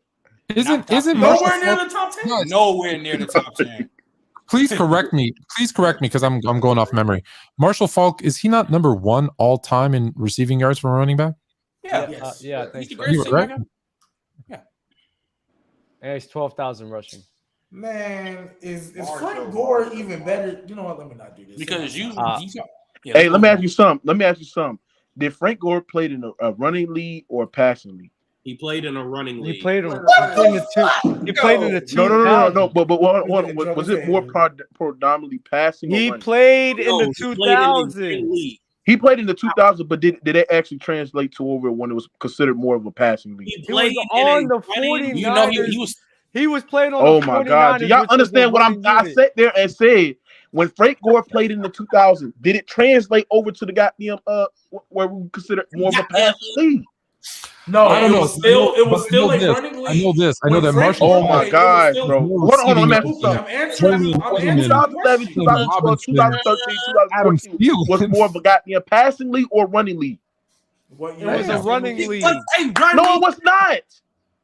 2005, 2006, 2007, No. Do y'all hear what I'm saying? What I'm saying? Are you saying that it translates to the 2010s? 2011, 2012, 2013, 2014, them years. Was those considered a passing league or a running league? 2010, 2011, 2012, 2013 was still running leagues. You just had guys like Peyton Manning break a record, but it was still a running league. It didn't become a pass-happy league, quote unquote, in my opinion, till like 2016, 2017. That's when it really became a pass-happy league. I disagree. And even you still had niggas like Marshawn Lynch. I disagree. This league was more pass when you couldn't hit a quarterback. When a quarterback dropped back, and if you couldn't touch a quarterback because they called you unnecessary roughing passes, that's when it became more pass. He was on the 49ers who ran the ball for the majority with Colin Kaepernick in that time frame you just told me. So even then, he was on a run dominant. So let me ask you something. In Indy in 2016, was that more of a run offense, or what are we saying? We're talking about the end of his career, boy. If you don't, and his end of his career, he was still rushing over 1,000 yards. What years are you talking about? In 2016. 2016. Okay, what does that have to do? So my point of the matter is that even when it adapts to more of a passing lead, Frank Gore will still give you that type of production, bro. I mean, his production sustained it for a long period of time, bro. He started when playing. The league God damn, man. Mookie. So around 2015, 2016, he played in a running league. We're not doing this. No, he didn't. But hold on. But when it came more of a pass-happy league, he still was producing over 1,000 yards. He had 1 year over a K. He had another year at 961, and then it was the end of his career. So it was 722, 599. So he had 2 seasons where in the pass-happy league. Yeah, 2 seasons. It was nearly 1,000 yards. Aren't you the same? Wait, time out. Aren't you the same person that says 1,000 yards doesn't mean that much for you? With like Hunter Renfrow and then Hollywood Brown? No. What? Hey, I never said that. He called the devil is a lie. I never said that. I never said that, bro. Yeah, you said Hunter Renfrow was mid, but he also said Hollywood Brown was a top 20 receiver when he got a case. So, you said that? Hold on. Yes, he said that. He was trying to say Lamar Jackson had a top 20 receiver. Hunter Renfrow was mid because that was the outlier season because that's the only weapon that Derek Carr had to throw to. So he was what was Hollywood Brown? Was that not an outlier season? But he still had Mark Andrews. What was Frank Gore? They had no. Watch this, G. They had nobody else. They had nobody else to run the ball. So what was Frank Gore? You said what? They had nobody else to run the ball. Do you even know who the backup running back for that team was? No, he don't. Which team? He gonna lie. 2016 Colts. I know he don't. The Colts. Shit, I don't. I'm still trying to figure out what you guys are saying about running league, passing league when it changes. I don't know. Because my point of the matter is that when we focus on between running backs, right? Oh, yeah. I gotta understand like the more I have the numbers that don't support what you're saying. The more primary focus, and this reason why these running backs back then production was so like huge is because like it was more focused on being a running lead. Like they was more prominent. Hold on, they was more practice on AP. Hold on. What I'm saying is this is that it was more primary focus on being a running league. So most of these guys were running the ball than majority of these goddamn running backs that we have today. And that's the reason why when we looking at a guy like Adrian Peterson, and the reason why I have to consider him as a top 10 running back is because the simple fact is that he has the longevity, and on top of that, bro, the fact that he played in both eras, which is the running back when in running league, which was more primary focus on primary focus on running the football, and in the passing league was more primary focus on passing. He was still Mookie, stop right there, Mookie. So with everything what you just said, the reason why these running backs had all this stuff because they were running in a more heavy league, which is why you bring up Adrian Peterson because he did it more pass happy. What the fuck was Emmitt Smith running in, my nigga? That's why. Hold on. But don't all the all-time great. Hold on, G baby. Don't all the all-time. Hold on, G baby. That's why I don't tax them. But that's why I sat there and said that when I'm looking at. Hold on. That's why I sat there and said. He was talking about me having picks. No. Hear what I'm saying. Hold on. Hear what I'm saying. What I'm saying is this. Hold on, bro. What I'm saying is this: is that it's very, very impressive for a guy like Frank Gore to play in different eras, and the fact that he was able to accumulate the production in a run that was more primary focus on running the football in a pass happy league, where it's more primary focus on passing, it's more impressive for them. Those guys are still up there because the fact of the matter that they were still in a run happy league, they were still able to showcase their skill, their talent, their production as well, bro. And what year was it run happy? And I just want to know what year or years was it run happy? According to Mookie, everything before 2016 was a run happy league. Everything before 2016. So when they were averaging about, you want to go per game or per season? Which one do you guys prefer? Because before 2015, they were averaging about 27 rushing attempts per game. Over the last 3 seasons, 27 rushing attempts per game. So you said what? Give me the years, because before 2015 they were averaging 27 rushing attempts per game. Right now they're averaging 27 rushing attempts per game. So they're running the same. Basically, they're running the same amount they were back then.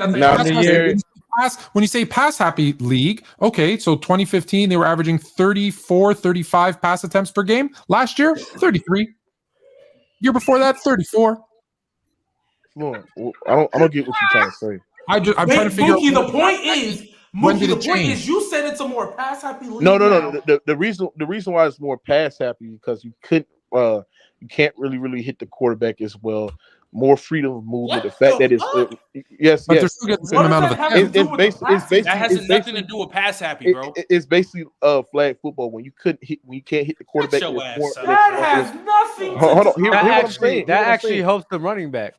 No, it does not. No, it does not help the quarterback to deliver the football, bro. Because if you got somebody that can actually stand in the pocket, and other guys can come over there and pop his ass, it limits the output of a quarterback to deliver the football downfield. So when I look at the pass happy league, I'm looking at everything before 2013, 2014, bro. And if you compare the rushing attempts, because Fluent didn't bring up the rushing attempts in the 80s, in the 90s, in the 2000s, in the 2010s and shit like that. But the rushing attempts was significally much higher. Watch this. You know what's so funny?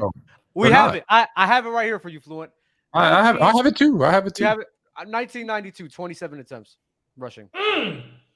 1993, 28. Pass happy. That's the league average. The last time the league average was over 30 was 1988. Yep. It's been 28, 27 for the last 30 years. And when did Emmitt Smith retire? In like 2000 something. 2002, 2003. Just confirm. And I'm not. Hold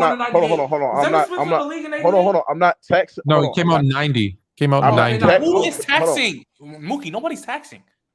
No, but y'all think I'm taxing because they play. You know the kicker in 95, 34 passing attempts. You know what they had in 2022? 33. 33.3. Exactly. Mookie, nobody. You think we're taxing Emmitt Smith because he played? So are y'all? Hold on. Let me ask y'all something. No, I'm just saying. Emmitt Smith. I don't give Emmitt Smith. Hold on. Since y'all pulling out those stats, think he deserves because let me ask y'all something. Since y'all behind a great offensive line. Hey, hold on. Since y'all pulling out the stats, Fluent, would you say that they was back then? Would you say they was running the ball more, or would they pass the ball more? More? Which year? When you say back then, when? Every year, The 80s and 90s. They pass more than they run. Doug The literally 80s, just said it. the 80s. Okay, hold on. 80s. 27 I'll give you the rushing 80s. So the 80s, the rushing 80s attempts, because I have it here. The 80s, the rushing attempts were in the 30 to 31 range for the 80s. Okay. And passing in the 80s was 31 to 32 times. So pretty even rush to pass. And now so they was rushing the ball more. No, just said it even. even. 31, 32 for both. It was even. Hold on. And what years are you? Hold on. What years are you accumulating? 1989. You know why you think that? No. Do hold on. Do the whole 80s, Floyd.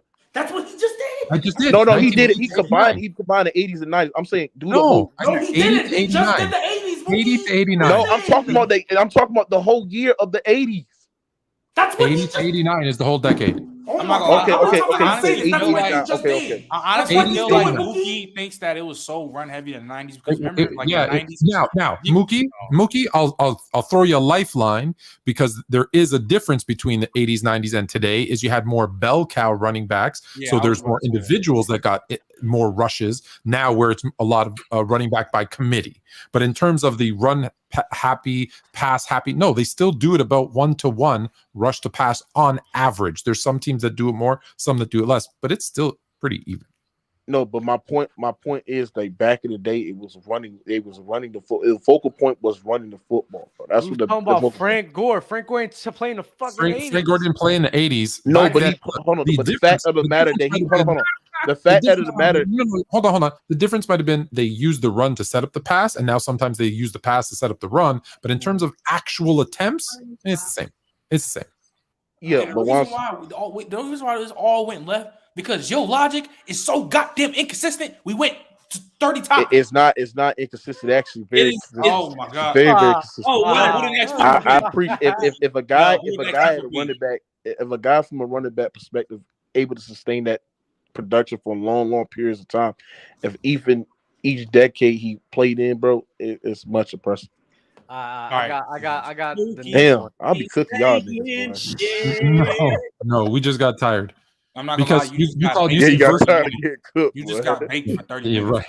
Right. JJ 200 receiving yards a year, and you think Emmitt Smith is versatile? Get out of here. He is.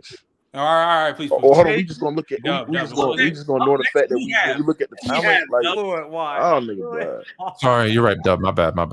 It's okay. JJ Watt versus Aaron Donald. Ooh, that was actually kind of tough. I'm going AD, but it's close. I'm going AD, but it's you're splitting hairs. Yeah. You're splitting hairs. But JJ having like peak. Like, gotta go JJ Watt. JJ Watt changed the game. Defensive linemen really started batting passes back into the. Changed the game. Doing it. You would be lying if you say D tackles was doing that before JJ Watt, bro. Before he put that on the map, bro. He really put that on the map to where in practice D linemen start working on getting your hands up, batting it down, batting football down. Because once upon a time, oh my god! Once upon a time, it was always and he can play deep tackle, left end, right end. Let him finish. He can line up in the goal, man. Hold on. Rushing QB over and over again. JJ Watt introduced some to the game, an extra facet of being a defensive lineman besides the rush, besides the swim moves, all of that. All right, I'm just gonna jump up and knock some of these passes down because why? Defensive ends normally the biggest dudes on the field, biggest wingspan. So that just added it. That made you think about they was not doing that, bro. They wasn't. You mean to tell me before JJ Watt, there was rarely any defensive tackles when they throw the ball, you're not doing this? They didn't do that? You off the case. Rarely, bro. Like no, but he had a year. Hold on. Dragging it, bro. JJ Watt work on that shit every day, damn near practice. Y'all. So was he bat? Hold on, was he batting footballs down and grabbing picks like that, like JJ Watt was doing? Bro, it got to a point. JJ Watt had like 100 some bat downs. He had like more. He had more pass deflections than like DBs. Yes, bro. I understand that. Yes, he was good at it. Yeah, he was really good at it. But he but didn't change the game. I feel like you're disrespecting. I feel like you're disrespecting Kevin Williams. who did it 10 years before him and has more than him. Cargo's Dunlap too, my nigga. What are we talking about, bro? Even the Dominican Sue, like. You're really about to say that JJ Watt changed the game? Kevin Williams did it first. Like he doesn't get worked on since the 90s and 2000s. Okay, let's Jason Taylor wasn't batting down passes either. Look, but the league followed JJ Watt. Entertaining this. No, Kevin Williams did it first. So hold on. If we talk, someone could do it first with somebody else putting on the map. Kevin Williams played before JJ Watt, Dub. 2003, he played right up until JJ Watt. So JJ Watt got it from him.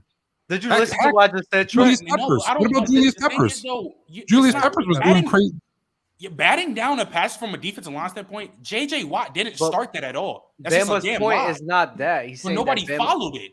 Okay, I don't. Bama, do you have anything to say to that? Well, who fought? How do you know? No, I've seen Lilly defensive practices before JJ Watt ever came to the league with the Giants, and they're working on doing this after pass rush. They're working on it. So you saying that JJ Watt changed the game? JJ Watt. The first thing they used to do when you used to do line of scrimmage. They break through. They say put your hands up. All of that. But what JJ Watt did was when you cannot penetrate no more points, the point of a stalemate, he jumps up and he locates the quarterback and he started batting the pass down like an extra defender. That was like really came from him. We could talk about all the football players, which y'all talking about, because y'all talking about technique. When you rush, of course they're rushing because they're trying to block the vision of the quarterback. So the hands up thing has always been a thing. But at the point of contact, I know little niggas like G Baby, he 5'6", 330. You couldn't do that. Them type of D lineman, that one in your repertoire, bro. I get that. I feel that, bro. Yo, for the big boys that be out there,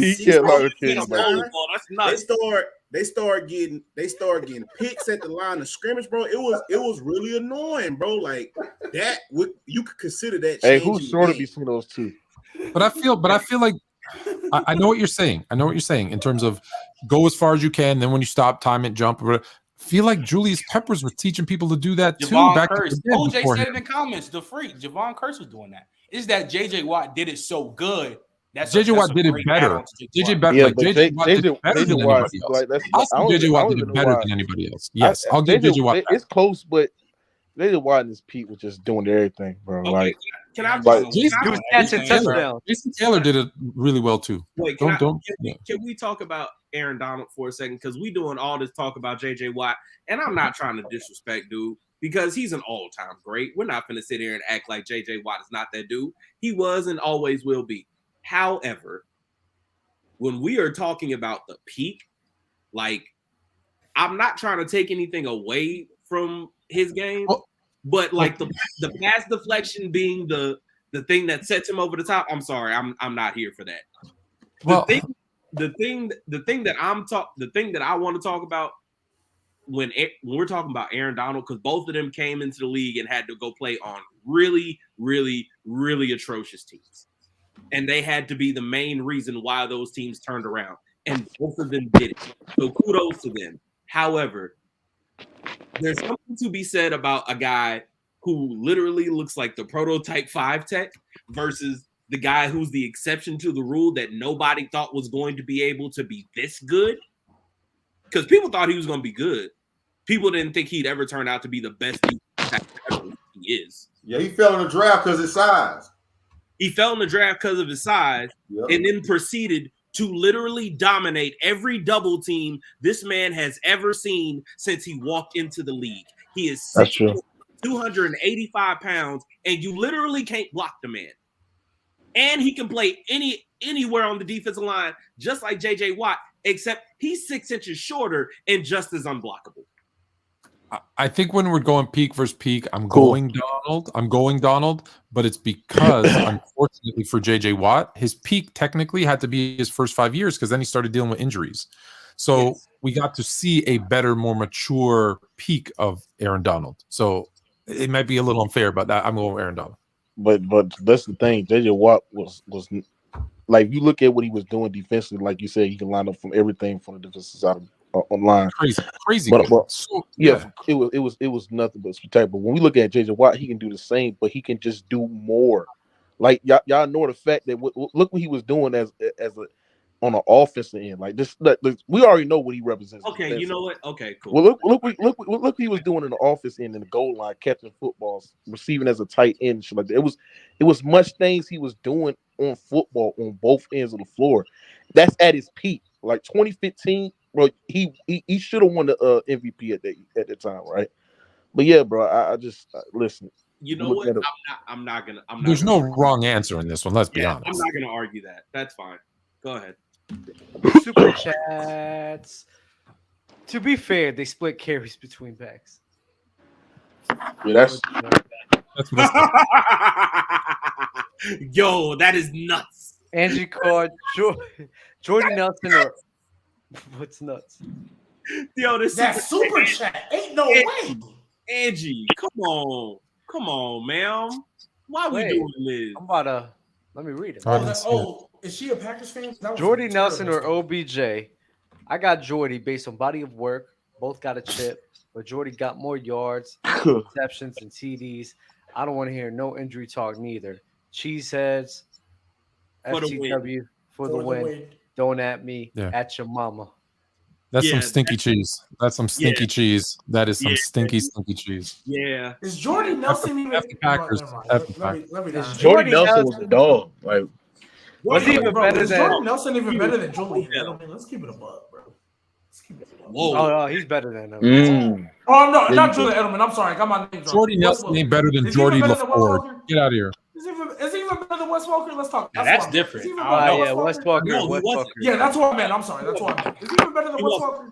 No. They totally two different receivers though. They are. They are. Wes Walker predominantly slot, bro. And Nelson is outside. Yeah, they like totally. Dude, who's that dude that was on the Eagles that couldn't catch? I'm taking him over Jordy Nelson. Freddie Mitchell. You talking about Freddie Mitchell? That's crazy. What said Freddie Mitchell? I'm not gonna lie. There's a couple of receivers in the league right now. I'm taking over. Jamar. Off topic, but Cruiser, be truth. How are you feeling when y'all drafted Josh Freeman at the time and afterwards? Bro, 09, bro, that was a disgusting draft. All was in there was Colin Kaepernick, Matt Stafford, and Andy Rocket Dalton. I ain't like none of the quarterbacks really. But bro, to be honest, I ain't want no Josh. I wanted a DN at the time. Hey, let's not disrespect Andy Dalton. John Stafford. Or Matthew Stafford. You like John Stafford? I wasn't feeling him, bro. Coming out of K-State, I did not want no Josh Freeman. His name is not Matthew. It's John Stafford. But I'm just saying though. But I'm a Bucs fan, so we draft punters and kickers. So in the third or fourth round, just to miss. Y'all drafted the greatest or a person with 100% in college. His first preseason game, missing 2 kicks. I'm like, this nigga. Don't laugh. I'll cook y'all. Don't do that. From Devin Howell. Okay. Leave G-Babe alone. Bama, ain't you like 5'5"? That's He's wild. 5'7". Nah. There's no way G-Babe. Damn, bro. Y'all short as on the what, bro? I'll tell you, Mookie. I'm 6'3". Why you lying? Why I gotta lie, bro? I'm talking lie, shit, man. You're 6'1". Bro. Hold on, bro. I'm gonna tell you what.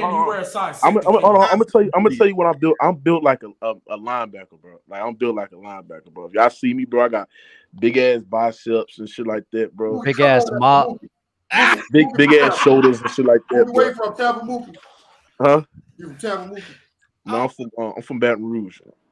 But I stay in Jacksonville, Florida. I stay up like a couple hours from Hey, shout out to the two. He's 6'3" and 30 years old. Shout out to the 2 little Usis. Hashtag we are the nation. Usis, Doug. You're a wrestling fan now. You're a wrestling fan. You don't know what Usos mean? Usos, bro. Usos. Word. You a Jay Uso. You're matter of fact, everybody in the chat. Yo, here, little nigga. Get the ones in the chat. I don't even watch it, and I know. I don't even watch it. Let them know. Hey, G baby, I can't. G-Baby, you still watch niggas wrestle? Hey, I don't watch them wrestle. I don't watch them wrestle. I watch the storyline. Oh man, come on, boy. Doug took the time. I told you I don't watch it. I told you I don't watch it. I watched the but you love it. storyline. But you love it so much, you took the time out of your day to show up in a PC wrestling show to acknowledge your tribal chief. Get the ones in the chat. That's my tribal chief. Did you acknowledge your tribal chief? My tribal chief, Jay Uso? Yes, I did. Absolutely. I did acknowledge him. Dub, I know you kind of young, Dub, but you a Ric Flair guy? Yes. Woo! He be fucking the hoes. Oh.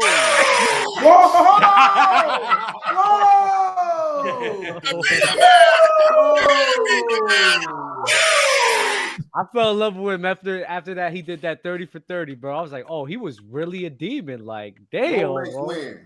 That man was coked out. Kiss stealing, wheeling dealing. Limousine riding. And I can kiss any girl in this room and make her cry.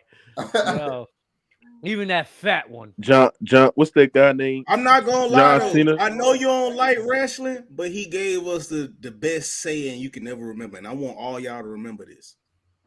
Let me think. You can never be first, but you can always be next.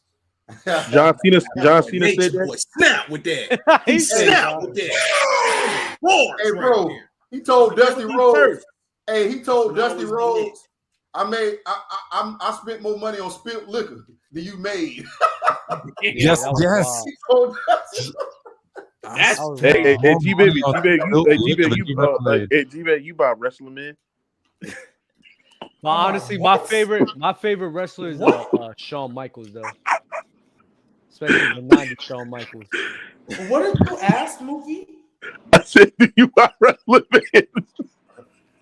Wrestling, wrestling, man. Like the action figures. Wrestling, that's so crazy. No, Mookie, what is wrong with you? What? Let's get to. I don't know that. I didn't get it here. Marshall Faulk versus Derrick Henry. Marshall Faulk. We just established Marshall Faulk, I think, right? Marshall Faulk, man. Bama, if you keep it, you better not say no Bama bias shit, bro. What? You better not say Bama. What you mean, no what? Yo, look up cheesing, bro. You better not be if he is just about rushing, then Derrick Henry's if you only care about rushing at their peak. Me? Marshall Faulk better. I'm old school, boy. I don't care nothing about no running backs got to come out here and catch the ball. Bro, if I could just do this right here, turn around, hand that bit. This is what we got receivers for. If we need somebody to catch the ball, I got receivers for that. Perfect. Cool. This one right here, this one right here, when I'm bringing up out the shed, boy, this a horse. Hand off. Hand it off. That man got the cases now. This is what y'all want to do. Y'all want to go out there. Y'all want to go out there and beat your pom-pom. Ooh, he catching on the backfield. Ooh, I like how he just juked that. I like ooh, he catching. He caught it again. Look at him. Ooh, girl.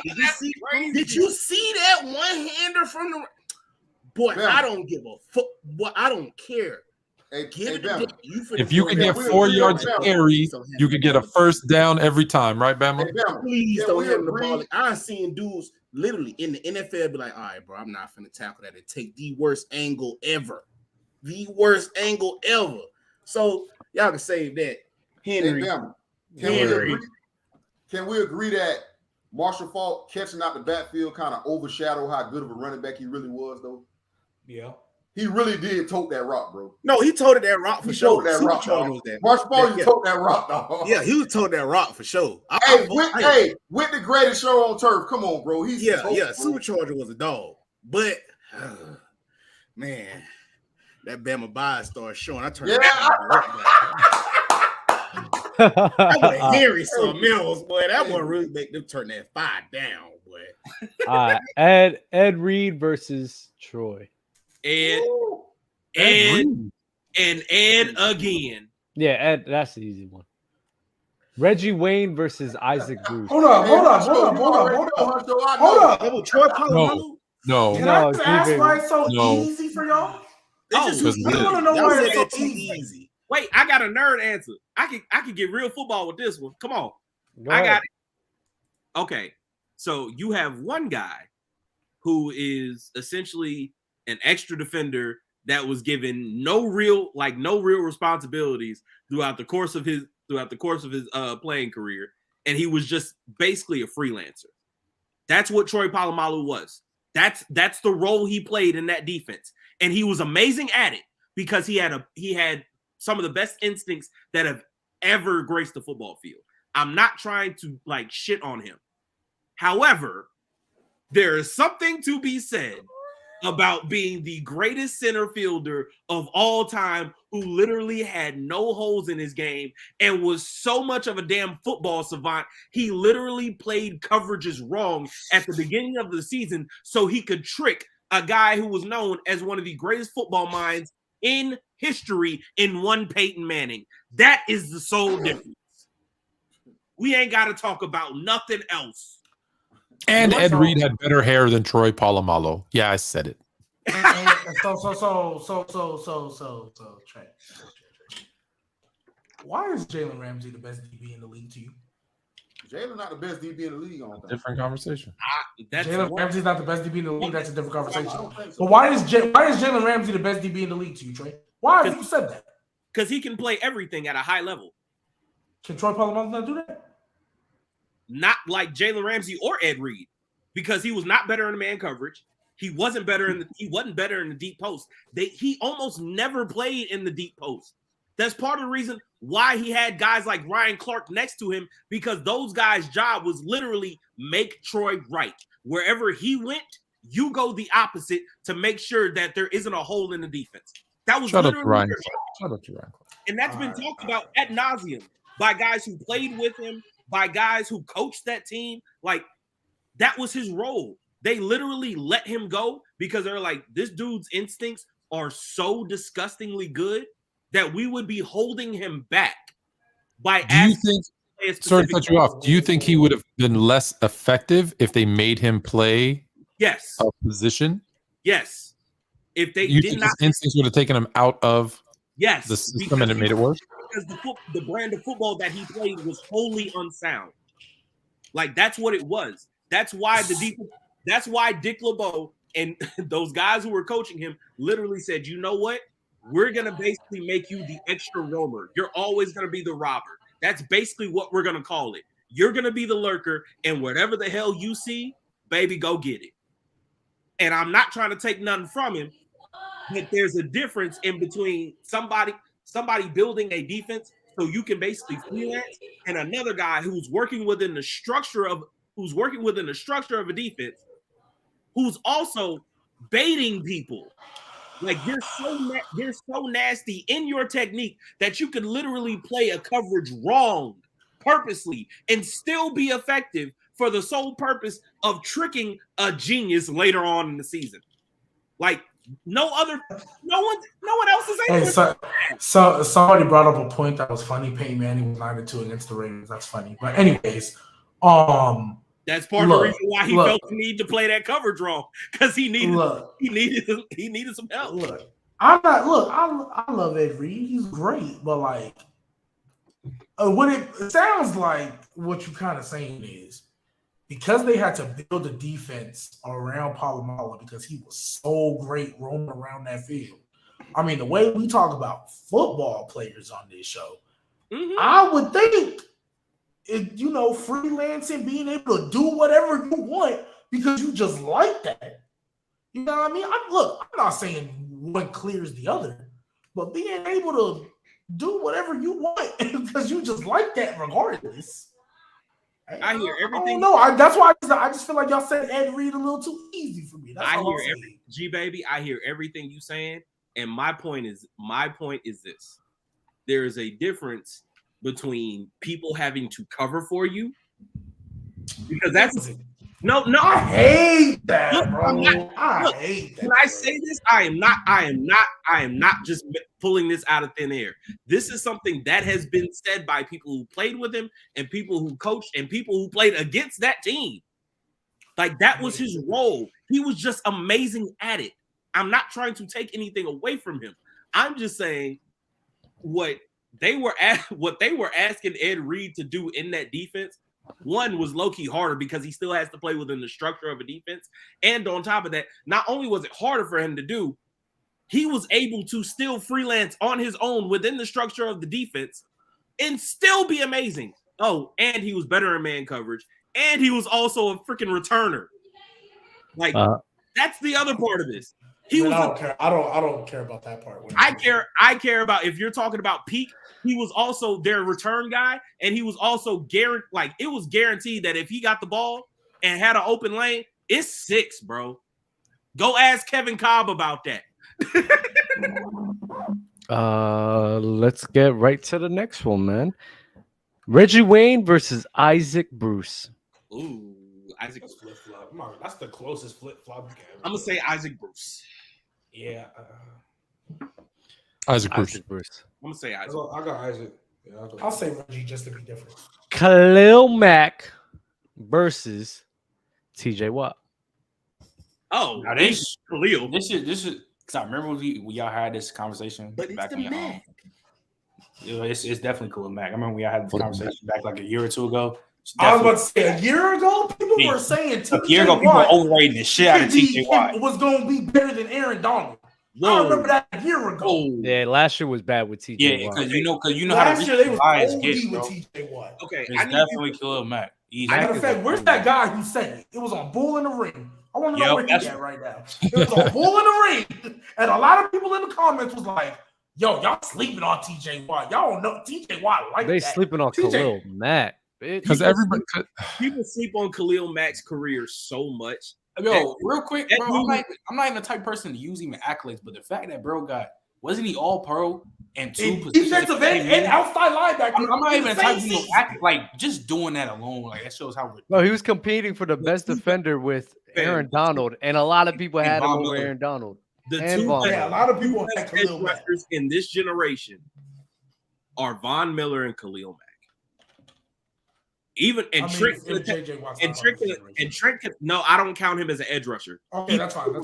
He played on the edge, but I count him as an inside guy. The same way I got you. But and Trent can vouch for me when I say this, because there was an age-old conversation when him and Jadeveon Clowney were coming out of college, and I'll never forget how many people thought I was absolutely insane when I said the Texans should have drafted Khalil Mack #1 overall instead of Jadeveon Clowney. And when they asked me why, because he played at Buffalo, I was like, all you need to do is go turn on the Ohio State tape where he literally made Taylor Decker's life absolute hell that entire game. Then on top of that, was chasing around Braxton Miller and Dontrez Wilson, who ran 4.3.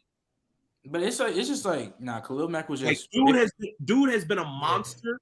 But Trey, when you know what it is, and Jadeveon Clowney was a one-hit merchant. Trey, when you know how somebody's helmet's off, and everybody went crazy. When players get close to breaking that sack record, like TJ Watt, and he's been getting close to that shit almost every time he's been playing healthy.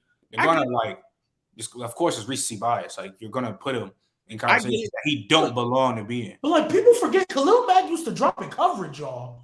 Khalil Mack would drop sometimes. I was about to say, wait, no. Khalil Mack's first year in the NFL, his rookie year, this man was a edge rusher in college.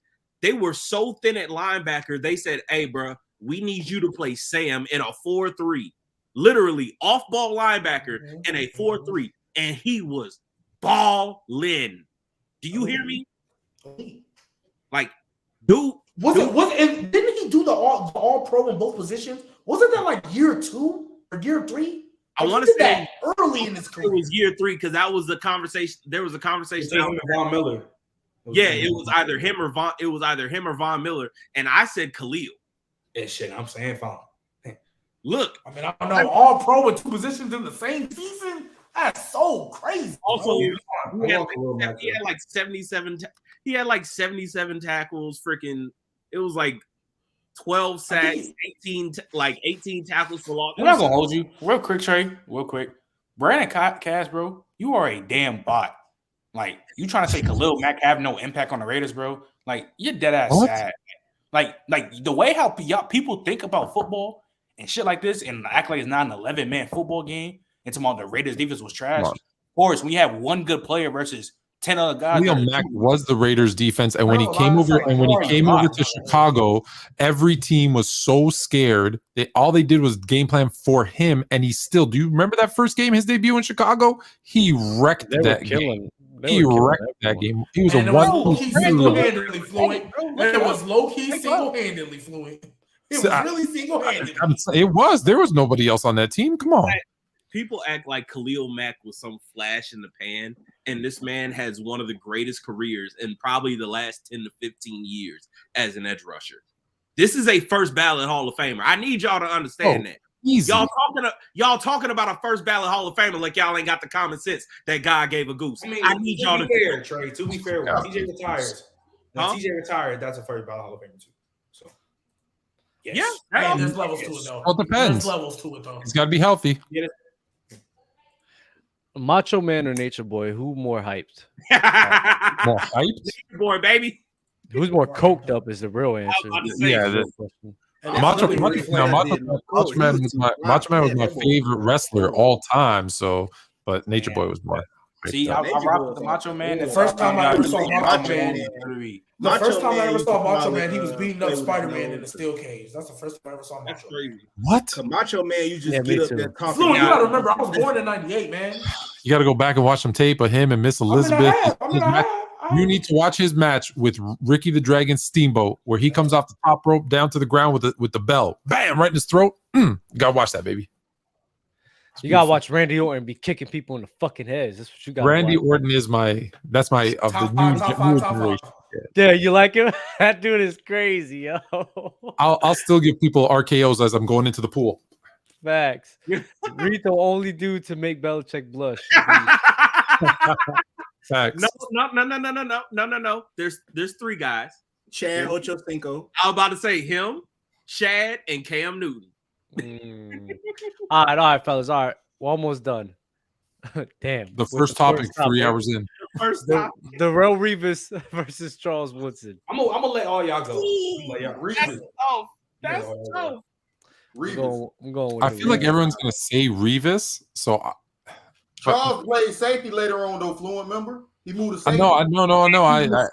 But I feel like Woodson's not gonna get as much love as he should. But I'm not gonna lie, I'm going Charles Woodson. Are you okay? Yeah, in that case, I'll say Revis. Look, I'm going Charles Woodson. Look, I'm gonna just say this.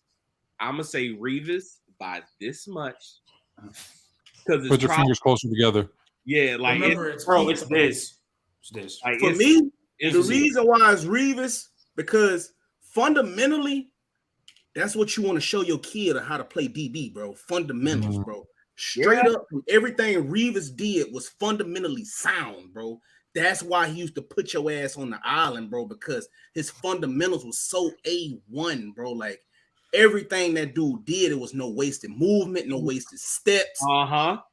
He was just, bro, Revis was just something else. I love Charles Woodson, bro, but Bama, you don't think like how he was able to play. What can Charles do? That's what I'm saying. Like Charles was a better defensive back.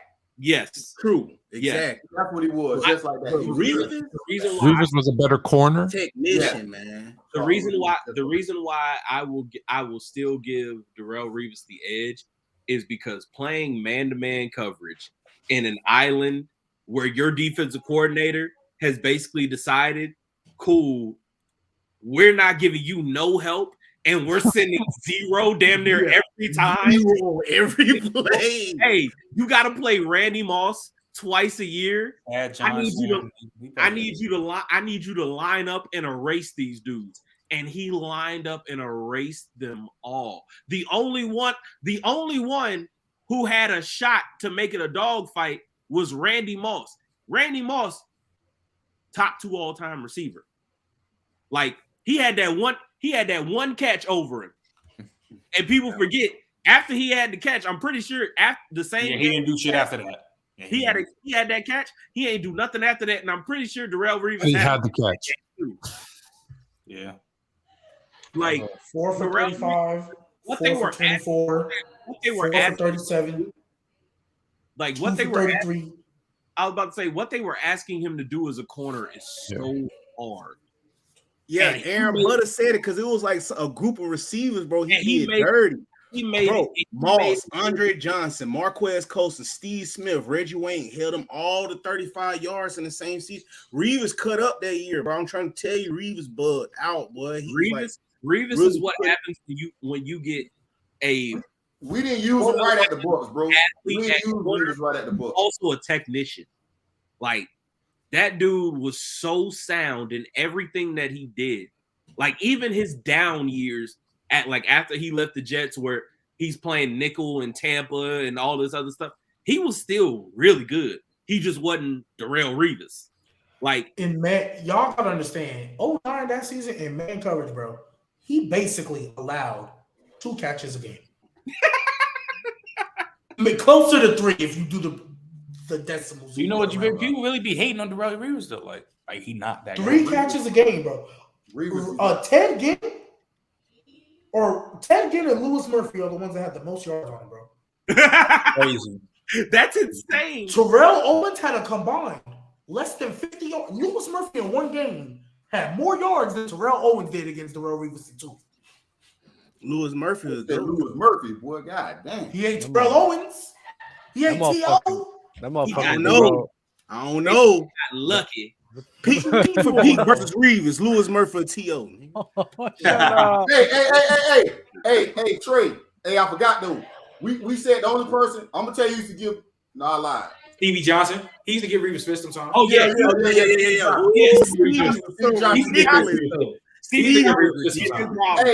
Hey, Trent.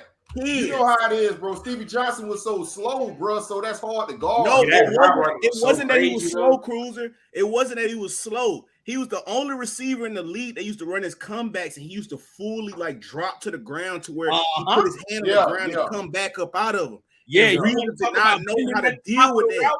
Hey, you want to talk about listen, at the top of the route? It's not always the best. It's not always the best player that gives another player the hardest time.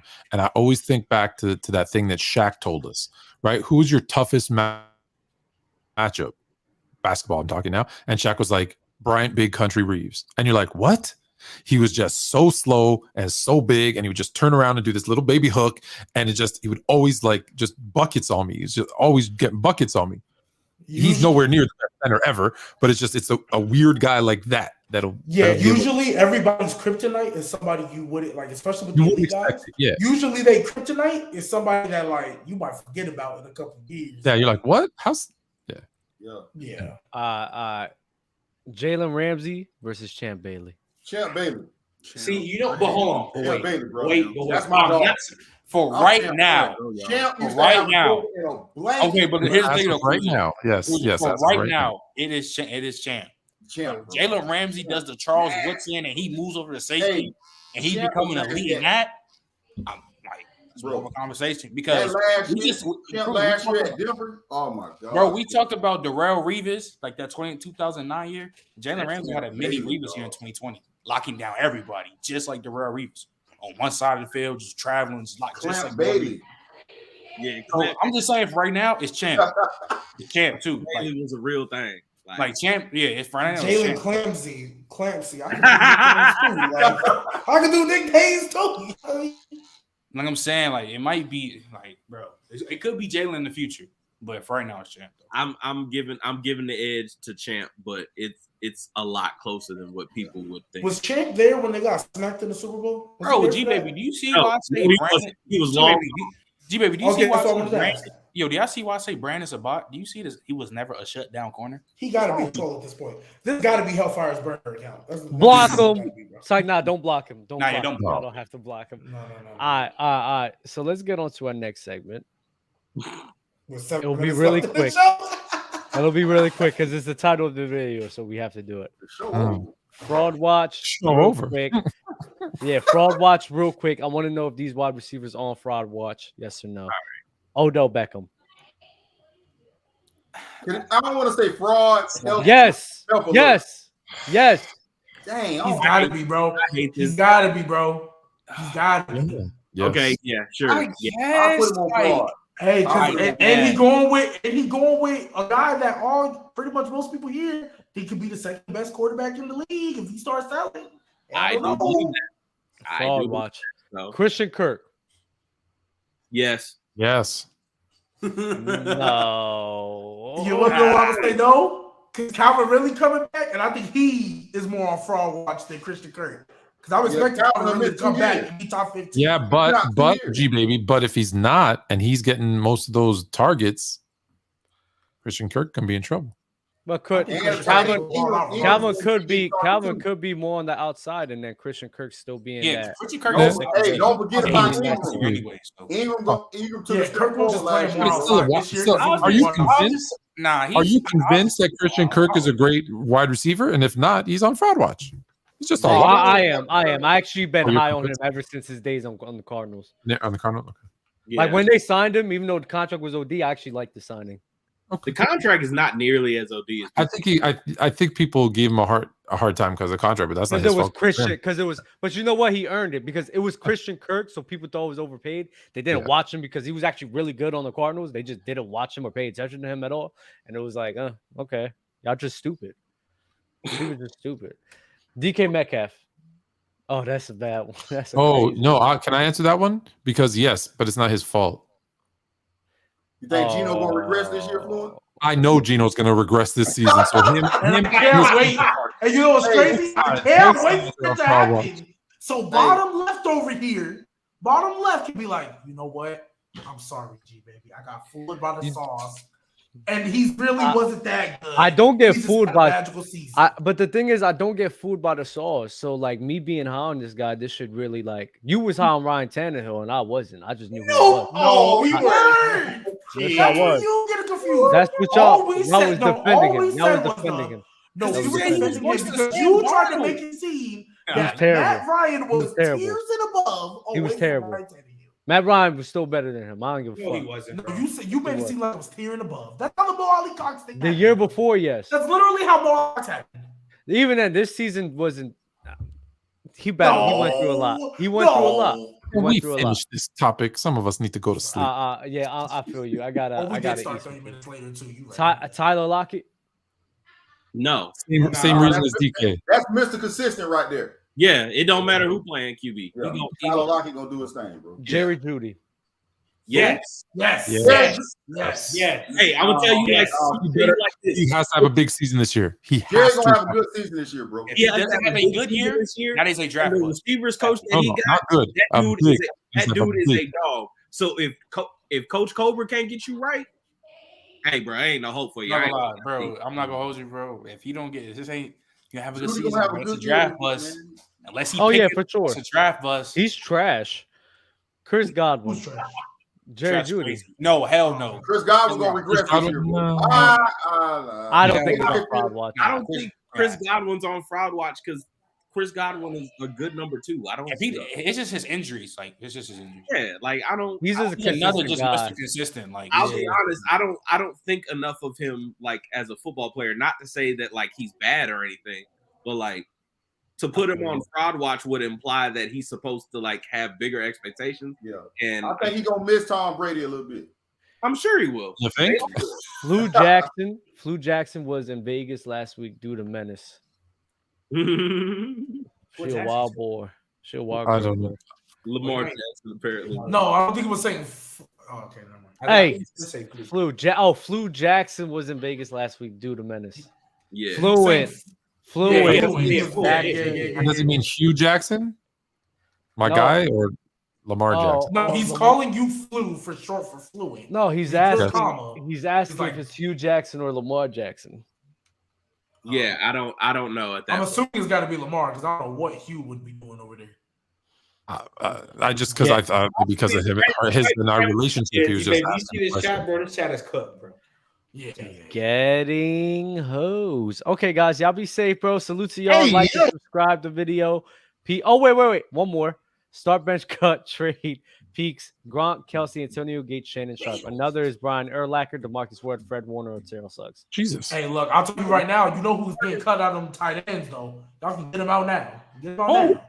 Get Antonio Gates out of there. Nah, trade Gronk because he never fucking healthy. No, I said cut. I said you know who's getting cut. I'm going Kelsey. I'm starting Travis Kelsey. I'm going with Gates over Sharp. Yeah, Uncle Shay might have to get.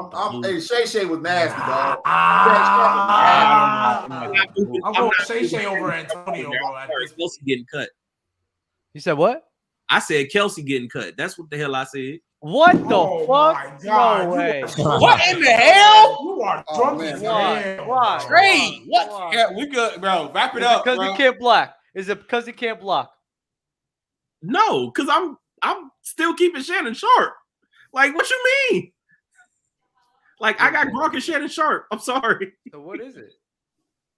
Oh, Why are you cutting Travis Kelce, bro? The dude.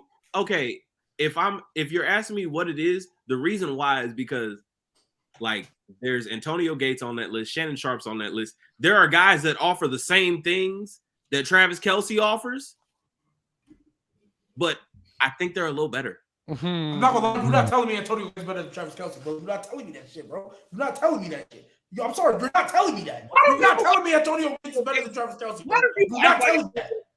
Why do people act like Antonio Gates was just like some? No, Antonio Gates was great. You can call him Antonio Great for all I care. He wasn't Travis Kelce, bro. I'm playing with that man, bro. Okay. It's Travis Kelce. I think he was Antonio. Travis Kelce number 2. Look. Tony Gonzalez, I'm not gonna lie. Because I was a youngin' and I didn't really know too much when my brain was really developing and stuff. Tony Gonzalez made all pro in 2012, bro, when he was old as hell. So I'm never gonna say Tony Gonzalez ain't the GOAT until Kelce retired. The top 3 is Tony, Gronk, Kelce. Antonio Gates is great. He ain't that, bro. He ain't that, bro. Great way to end the show. Great way to end the show. Salute to all you guys, bro. Like the video, subscribe. Just because of his fandom for LeBron.